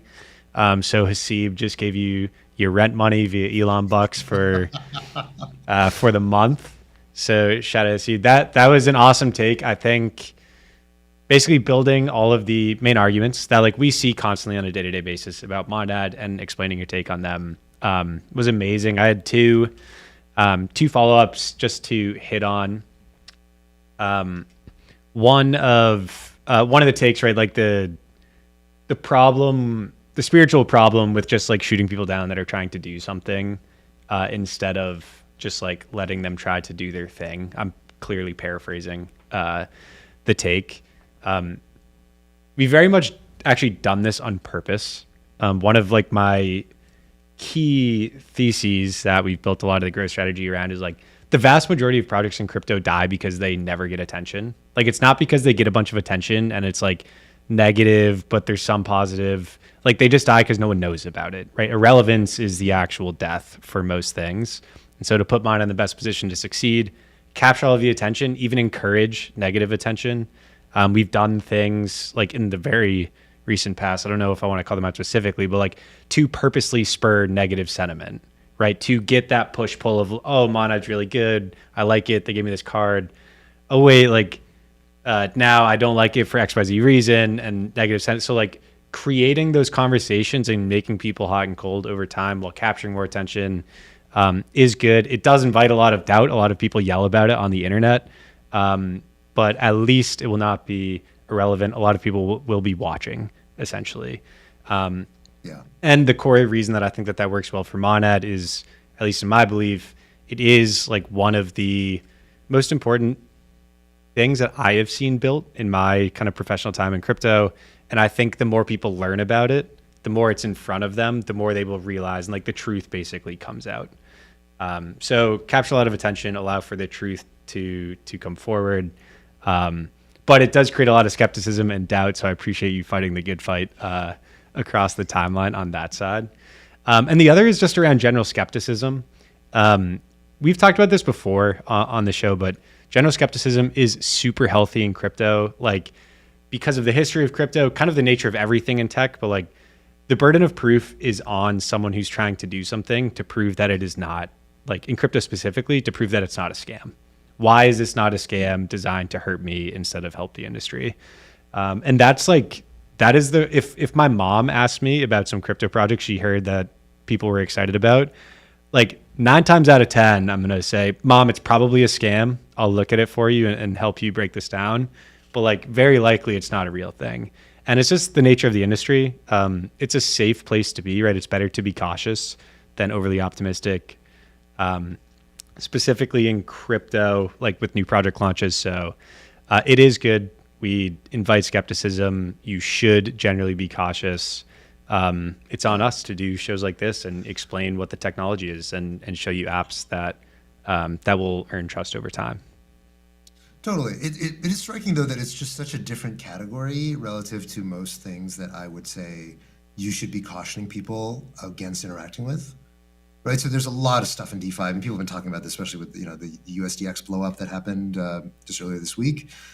That a lot of these things are basically janky ass, untrustworthy financial products that you should be cautioning people, don't touch that. Because like they're going to take your money, they're going to put it in some opaque thing, they're going to do some weird fucking, leveraged vol trade or whatever it is that USDX was doing. And like that's a bad idea. Don't do that. I have the same sentiment that if my dad ever asked me about a crypto thing, I'm always like, please, I told you, don't touch anything. If you want to own something, buy Bitcoin, buy Ethereum. That's pretty much it. Don't touch anything else because almost certainly you're going to get scammed. He was asking me about Pi Network. Not that long ago. Yeah, like, classic. Just only Bitcoin Ethereum. Only Bitcoin Ethereum, please. But Monad is just because it's a layer one. It's not going to hurt you. Like regardless of whether or not you think the Monad price is fair, Monad's not going to hurt you. I promise it's not going to hurt you. But that all being said, I wanted to get a read in from somebody. So I asked people like, hey, give me your best doubts. I'm gonna respond to them as best I can. And so the Ethos founder, this guy Serpent Text, he had a response that he wanted to get on the air. And unfortunately, we couldn't have him call in. Had some issues in actually getting him to call in. But I can read out what he said. Perfect. So he said, I run a company called Ethos, focused on helping people understand who is credible and reputable. I also manage a liquid fund. When I look at something like Monad, I see nearly every VC has already laid their stake, and the valuation reflects that. As a trader, I'm evaluating 2 things. Do people actually use this thing, driving inherent demand for the underlying token? Second, if not, is there a second speculative buyer? Infra is launching at very high valuations, but no apps to spin the flywheel. I believe that in order for Monad to not fail, it must capture novel apps that aren't captured before, and I'm not sure that it does now. Do you think Monad can unlock this? My main argument is I don't see people buying secondary valuations, so we see some confidence in people using the product. Thus, Monad is in a losing situation to start until they unlock some real usage through apps. As a trader, it's a big turnoff, and why many people are not interested in buying at launch, and why most people think, in my circles, price will tank. So that's the take. And I think this is, again, kind of a center of the bullseye for a lot of people, is just like, okay, show me the usage. I had a few people who were saying to me, why launch the token before there are apps? And I had to explain to people that Monad's a layer one, and it doesn't you can't launch a layer one without a token. That's kind of what layer ones are. And it seems that people, maybe a newer generation of investors, don't understand this because they're used to layer twos, they're used to apps, and kind of this idea that like, hey, you can hold your token back, you can do points, you can do whatever. So maybe it's just worth explaining that Monad is trying to be like Ethereum. Monad is trying to be like Solana. It's a layer one. It's the blockchain, and as a blockchain, you need to secure the blockchain doing something. Monad does not have a sequencer. It doesn't have just like some guy in a server making sure that nothing bad happens. It's a decentralized blockchain. And as a decentralized blockchain, it uses proof of stake. Now, if you're proof of stake, you need stake. You need stake to proof. You need the proof of stake in the proof of stake. That is the token. That's what it is for all layer one blockchains. The token is the proof of stake mechanism. So you cannot launch Monad. You cannot have a Monad without launching the chain. So like without launching the token. The chain cannot exist without the token. So I think this would have been very obvious to people in 2018. It seemingly is not obvious today because it is in part so rare for layer ones to launch. There have not been a lot of layer ones recently. The vast majority of token launches are either applications or layer twos. And not to say anything bad about them. Applications, layer twos are great. I've invested in many. I think they're awesome. But layer ones are their own thing. Layer ones have their own. They sort of have their own logic and chemistry that has to be respected and obeyed. So that's why you can't launch Monad without waiting first to see, hey, are people going to use the product or going to build the ecosystem? Now, that being said, one of the reasons why people are very excited about Monad is because there are so many teams building on Monad, so many entrepreneurs building on Monad. I believe there's over $100 million that's been raised of projects that are building on Monad and are venture-backed. We ourselves have backed some projects that are building on Monad, including Purple, which I believe you had earlier on in the show. Fantasy Top as well, we're investors in, which I know is also launching a Monad version. And like our view is that if you look at all of the pre-launch ecosystems, very clearly Monad is at the front of the pack. So there are other ecosystems that are doing well too in terms of kind of pre-launch traction, but Monad is obviously very strong. It's a big part of the reason why people are excited about it is not because, oh, there's a bunch of purple memes and they're good at Twitter and whatever, they did some airdrops. The reason why people are excited about it is that it seems to have been built quite a bit of consensus among builders around it. Now the question is why? Why does Monad have these people who are interested in building on Monad? And this was also one of the things that I was talking about, and I think speaks to this question as well, which is, okay, you guys will launch token, you guys will have some hype, you'll do the airdrop, you'll do the marketing thing, and clearly you guys are good at marketing.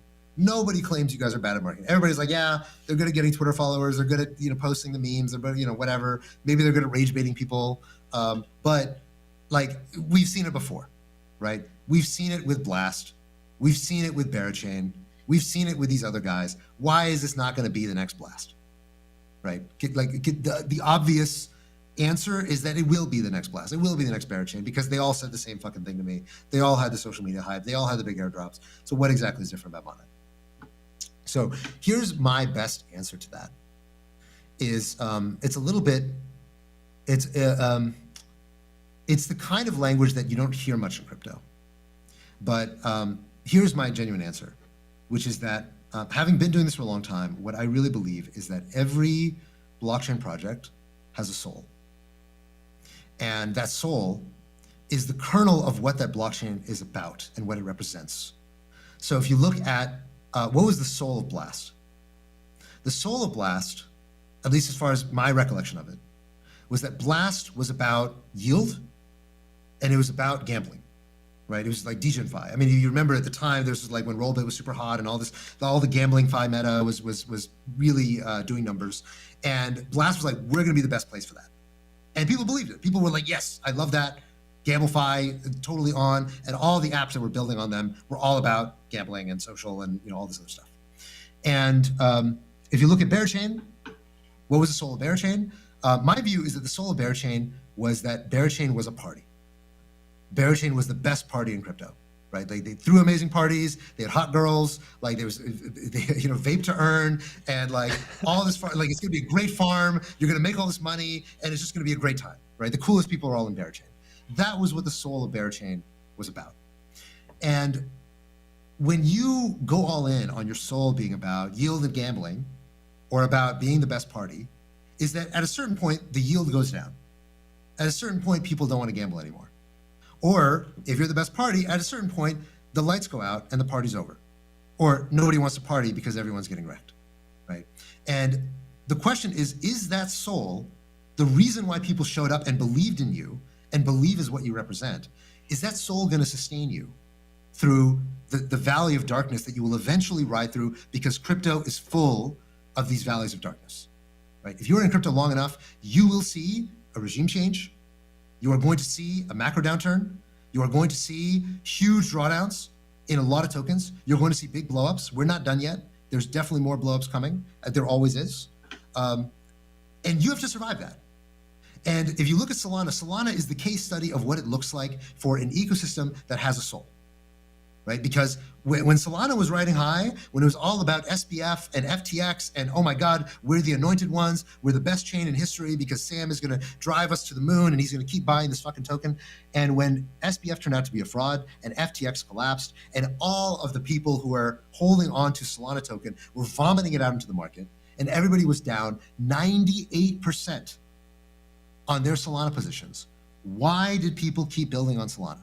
Why were they still there? The answer was because Solana had a soul. And the soul of Solana was that we believe that blockchains need to become more performant.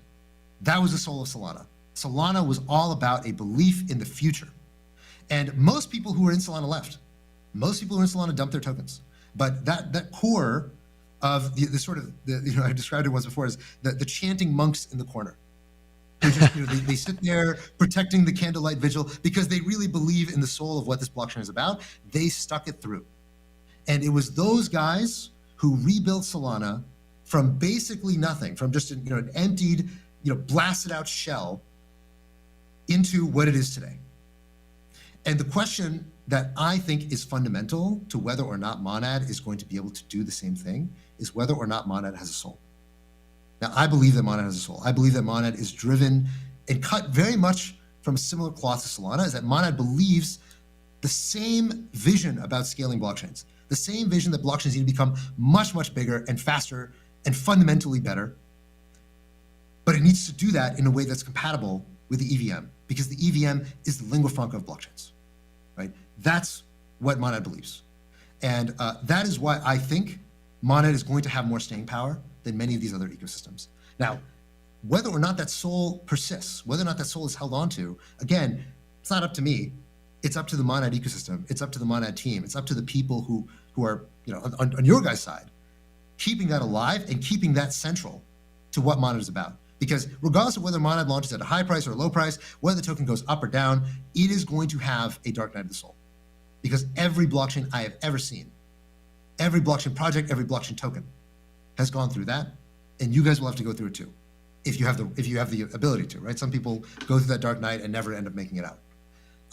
But that is what I think makes Monad different, and that's why I remain positive on it, regardless of is the price going to go up, is the price going to go down, is it a bad time to launch token, a good time to launch token? Those things you don't control, and one way or another, the market is going to do what the market's going to do. But whether or not you can actually galvanize people to believe in something big and work with you on that, I think that's the reason why you guys attracted all these builders who want to build on Monad, because they believe that too.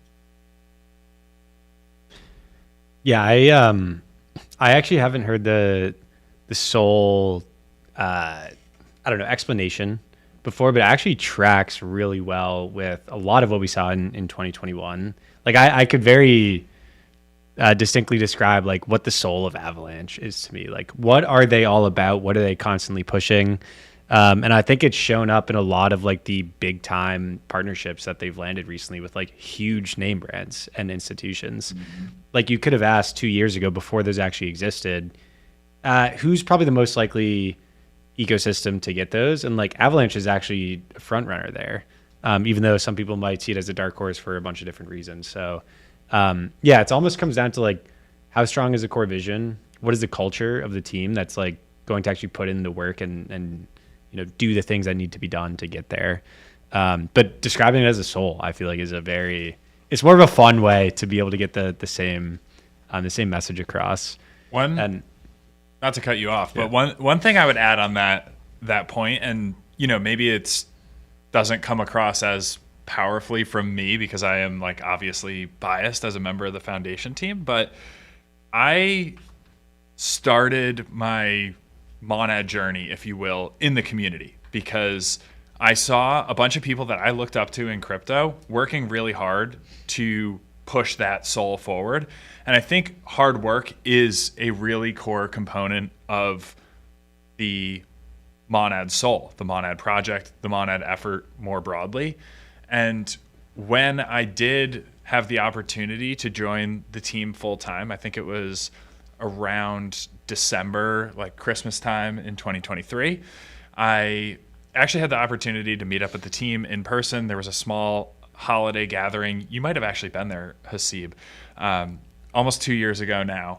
And I remember it was my first time meeting a lot of the team in person, and it was certainly my first time working in person with a lot of the foundation team members. And the workday ended right as this like little holiday get together happy hour started, and there was like this quick turnover in the workspace to like get the devs to stop coding, get everyone to like greet the people that were coming in, like empty some trashes, turn over the place, make it look a little bit nicer after a day of work. And I ducked into the restroom really quickly before some of these people were arriving, and bent over the trash was Keone, like literally just taking out the trash, like not afraid to roll up his sleeves and just do something that was going to help Monad present a little bit better, less than 1% better, in a time that very few people knew about Monad. And that's always stuck with me because I've had the opportunity to actually, first as a community member and second as a team member, actually see that hard work piece of the Monad soul and how it's embodied day in and day out. And I wish there was a way to convey that truthfully and transparently to people that haven't had the opportunity to see that in person. But I guess, for now it's just a take my word for it kind of thing. But hard work day in and out. There is no 996 here. It's 24/7 from the top down. And that's something that's always inspired me. So figured it was worth adding on to the soul component of what is Monad. I have to put. One thing. Go ahead, Kevin. No, I was just gonna make some cheeky joke. It sounds like yours is better. I was gonna say, I feel like the people who are saying like, okay, why doesn't Monad just build an app? Which I think, to be clear, is a little bit of a weird thing to advise somebody who's been building a chain for 3 years and is about to launch it that they should instead just build an app. But whatever. I get where it's coming from. There's a line that actually from Sam Altman, because Sam Altman, back when he was at YC, the standard advice at YC is always build something small, do something that's like realistic and attainable. Start with a small market, grow, build your way up. Don't try to boil the ocean or try to solve some gigantic problem because you're not going to be able to succeed. And this is like very standard YC. Y Combinator is the biggest startup incubator in the world. Or not the biggest, but the most prestigious, let's say. And he used to be the president of YC before he went to OpenAI. And that was his standard advice. And he reflected after becoming CEO of OpenAI that in retrospect, he regrets some of the advice that he gave in his time at YC, because OpenAI would not have been possible if they had followed the YC model. OpenAI, of course, was a startup.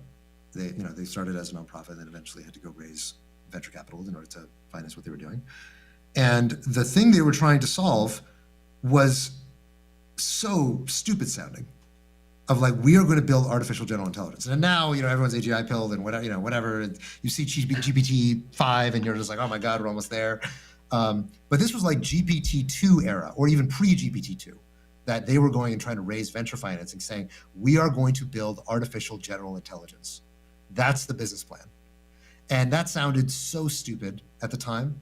And his thought was like, man, if we instead had told people, we are going to build an enterprise sales company that is going to get, do, sentiment analysis on, your messages and your emails in order to, like, that's what we're going to do, because obviously building artificial general intelligence, who's going to believe that we're going to do that? It earned them a lot of derision at that time. I mean, people don't remember this now, but like I remember this because I was following all the AI stuff back then, and people thought OpenAI was stupid. People thought it was a joke, right? Like, I mean, how is it venture? Okay, maybe DeepMind doing this because they're subsidized by Google. It's kind of like a research lab.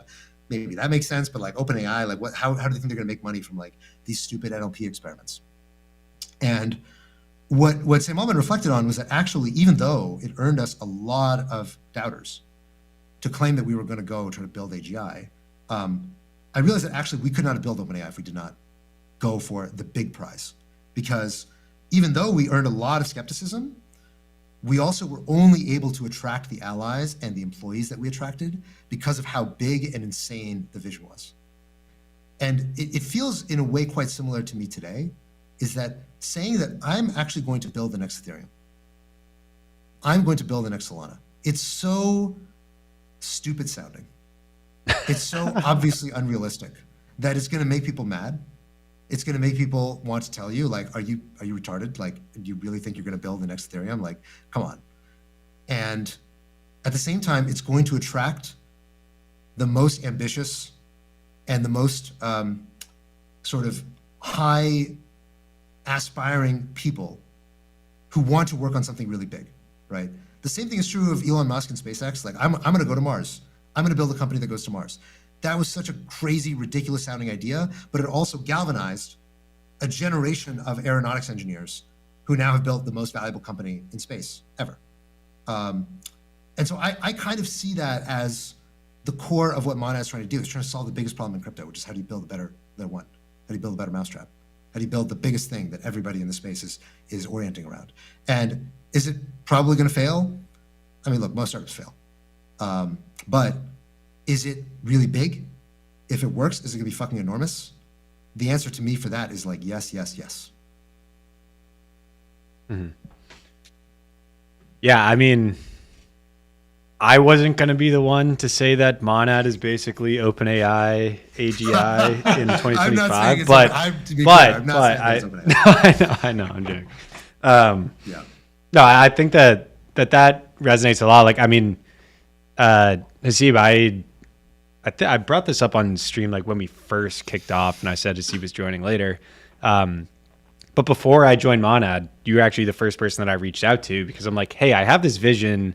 This project seems completely insane and ambitious, and I'm actually not quite sure on this database side. We'll have to see what they do. But like, and I just asked for your opinion. We had a chat about it, and I really appreciate it. Like that clearly made an enormous difference in my life. So like, you know, again, I'm not the one saying I'm Ilya for OpenAI, but no, that's not as good of a joke here. But yeah, like it attracted me, right? Like I'm like, this is an awesome thing and I'm really excited about it and it's going to be a lot of fun, and most startups fail, but like this is cool enough to actually spend years of life working on and like do something ambitious. And I think we've seen that with an enormous amount of people who do work at the Monad Foundation or are at Category Labs. They're like, this is the most ambitious engineering thing that exists in crypto, and I'm really excited to work on it. Like that is actually probably the main thing that's driving a lot of people to join and to work on Monad. We see this in the ecosystem as well. I was going to actually shout out, you were like, yeah, in 2018, no one would ask questions about why an L1 would need a token. And it's almost like these people that just like log on and watch Thread Guys stream are like, what do you mean? Just do the token later. Like have your chain. Like they just don't quite understand the fundamentals. But I think something that's true now that didn't used to be true is you actually need like a full blown ecosystem to launch an L1 and have a chance at capturing mindshare and like lasting users. You can't launch and just be like, yeah, we're going to launch the chain. And then, you know, we'll build the ecosystem later. Like I don't know. I followed crypto for a long time, so I'm very confident in saying this. If there's somehow, if I've been under a rock on some other ecosystem, someone can let me know it in the comments after this and dunk on me. But like, there's no ecosystem that's even been close to as large as Monad's for a day one launch. Like it's not just launching a chain. Like we're talking with an enormous amount of parties about like how to be ready for day one launch, like white glove support on marketing. How can you attract users on day one? What should your messaging look like? How do you want to position yourself within the ecosystem? And like that's the vast majority of the work from the Monad Foundation side is getting the ecosystem ready. A lot of people are going to show up. They already have their airdrop. They won't have to claim. It'll be seated in their wallet. They go, what should I do? And answering that question well is the most important thing for us for having a successful day one launch. I also know we promised a lot of viewers that Haseeb was going to take a bunch of questions about FUD, which I think you've done a very good job of paraphrasing going through.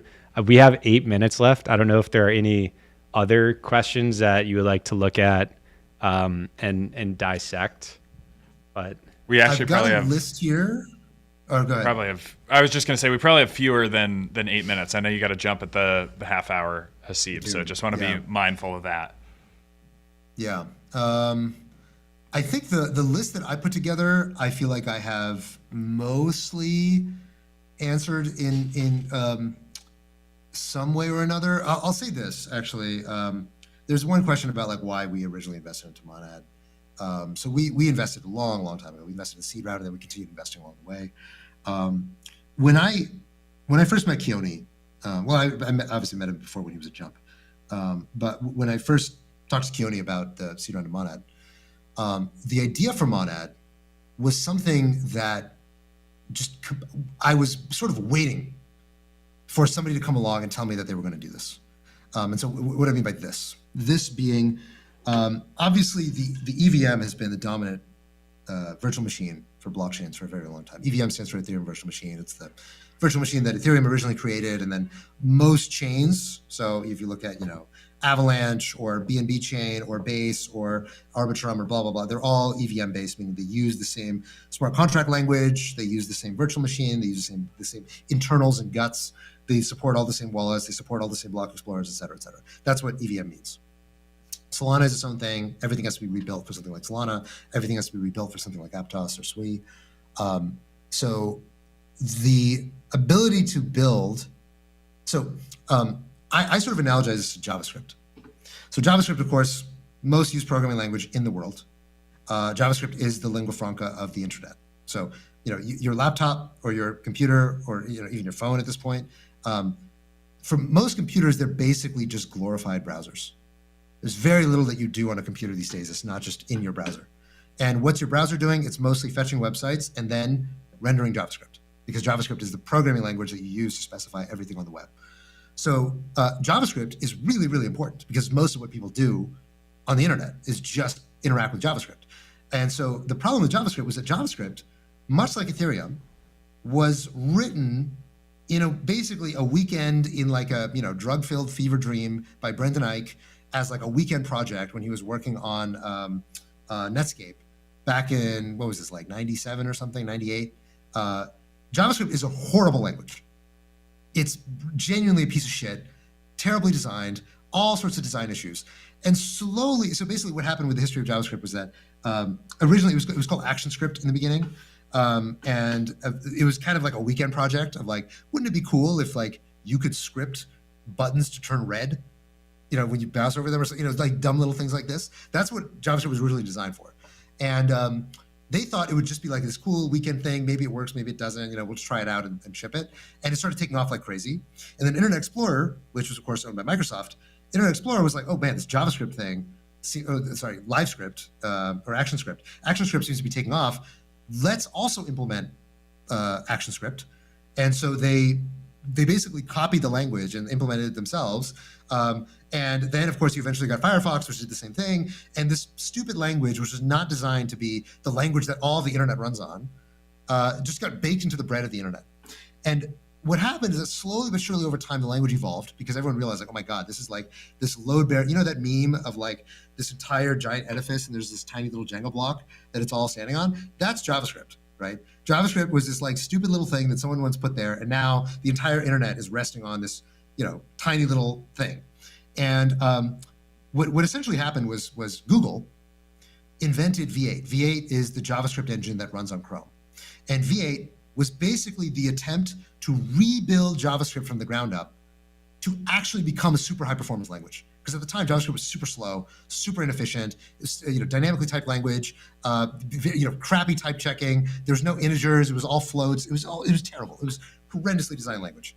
And basically, Google did the work of investing billions of dollars of R&D to rebuild JavaScript to actually be able to support and become the building block of what it now is in the modern web. JavaScript is now, from its beginnings of being this horrible piece of shit, to now being the fastest, most efficient, most well-resourced, largest ecosystem, dynamically typed language in the world. There is no language that we've ever made that is as optimized as JavaScript now is because of its role in the internet. And my view is that that's going to happen to the EVM at some point. Of course that has to happen to the EVM. Almost every single implementation that is EVM compatible today is a fork of Geth. Geth is the engine that Ethereum runs on. Almost every single other implementation of the EVM is just a fork of Geth. Why are they all forks of Geth? The answer is because it's really scary to rebuild the EVM. It's like, if you have a bug, if you fuck up, if you whatever, like it's just a nightmare scenario, right? And you guys obviously know this because you guys spent the last 3 years building the EVM from the ground up. And somebody is going to do that because the EVM, the programming runtime, is so important. Like there's literally, just like the internet, just like JavaScript, there's so many tens, hundreds of billions of dollars riding on these things, working and scaling and becoming more and more efficient. Somebody is going to do what Chrome did with V8 to the EVM. And I've been saying this, writing this, talking about this, but nobody was showing up to actually do this. The closest was Aragon, which was the Ethereum team that was building an EVM client. But basically, Aragon got kind of shot down by the Ethereum Foundation. They were like, no, we're not gonna transition over to Aragon. And so nobody was really doing this. And then Keone showed up and told me, I'm going to do that. And I said, fuck yeah. I want to invest. I think this is going to be huge. I think this is going to be one of the most important things that happens for the EVM in its history. Now, of course, since the Monad seed round and since all the excitement and hype and builders and blah blah blah, now it's a pretty obvious idea. And now there are other teams that are trying to do the same thing. And many people are putting a lot more resources into optimizing the EVM and parallelizing it and rebuilding the database and all that stuff. And that's all great. All of that is great. I love it. It's awesome because it moves the space forward. Monad is here to do it the biggest way. I think very much the right way. And I think from everything that I have seen of all the projects trying to do this, I think Monad is the most serious. They have the most firepower. They have the most momentum. They have the biggest shelling point among everybody who believes that right there is the future of Ethereum.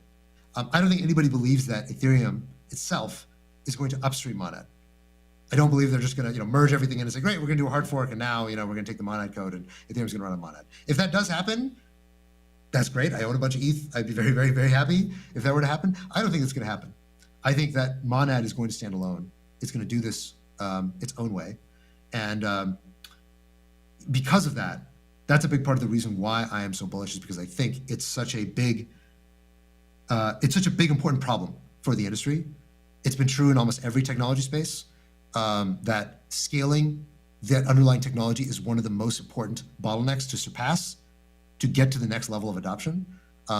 That's why I'm bullish on Monad. So I'm fired up. I'll stop there. Good. I'm fired up too. I got to drop. I got to run. But this was a lot of fun. Thanks for bringing me on, you guys. Yeah, thanks for coming on. To all the doubters, I love you. Keep roasting me. Happy to take it anytime. Beautiful. Thanks, Haseeb. All right. See you guys.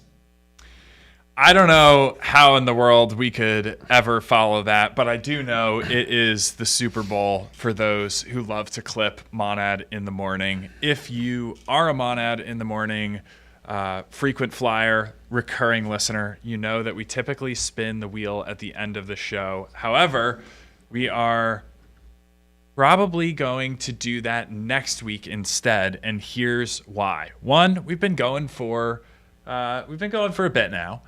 Two, we didn't actually have the opportunity to take a lot of community questions, which is normally what we base the spin to win off of. Mm-hmm. And three, because we know that those clips are out there for the plucking. So that.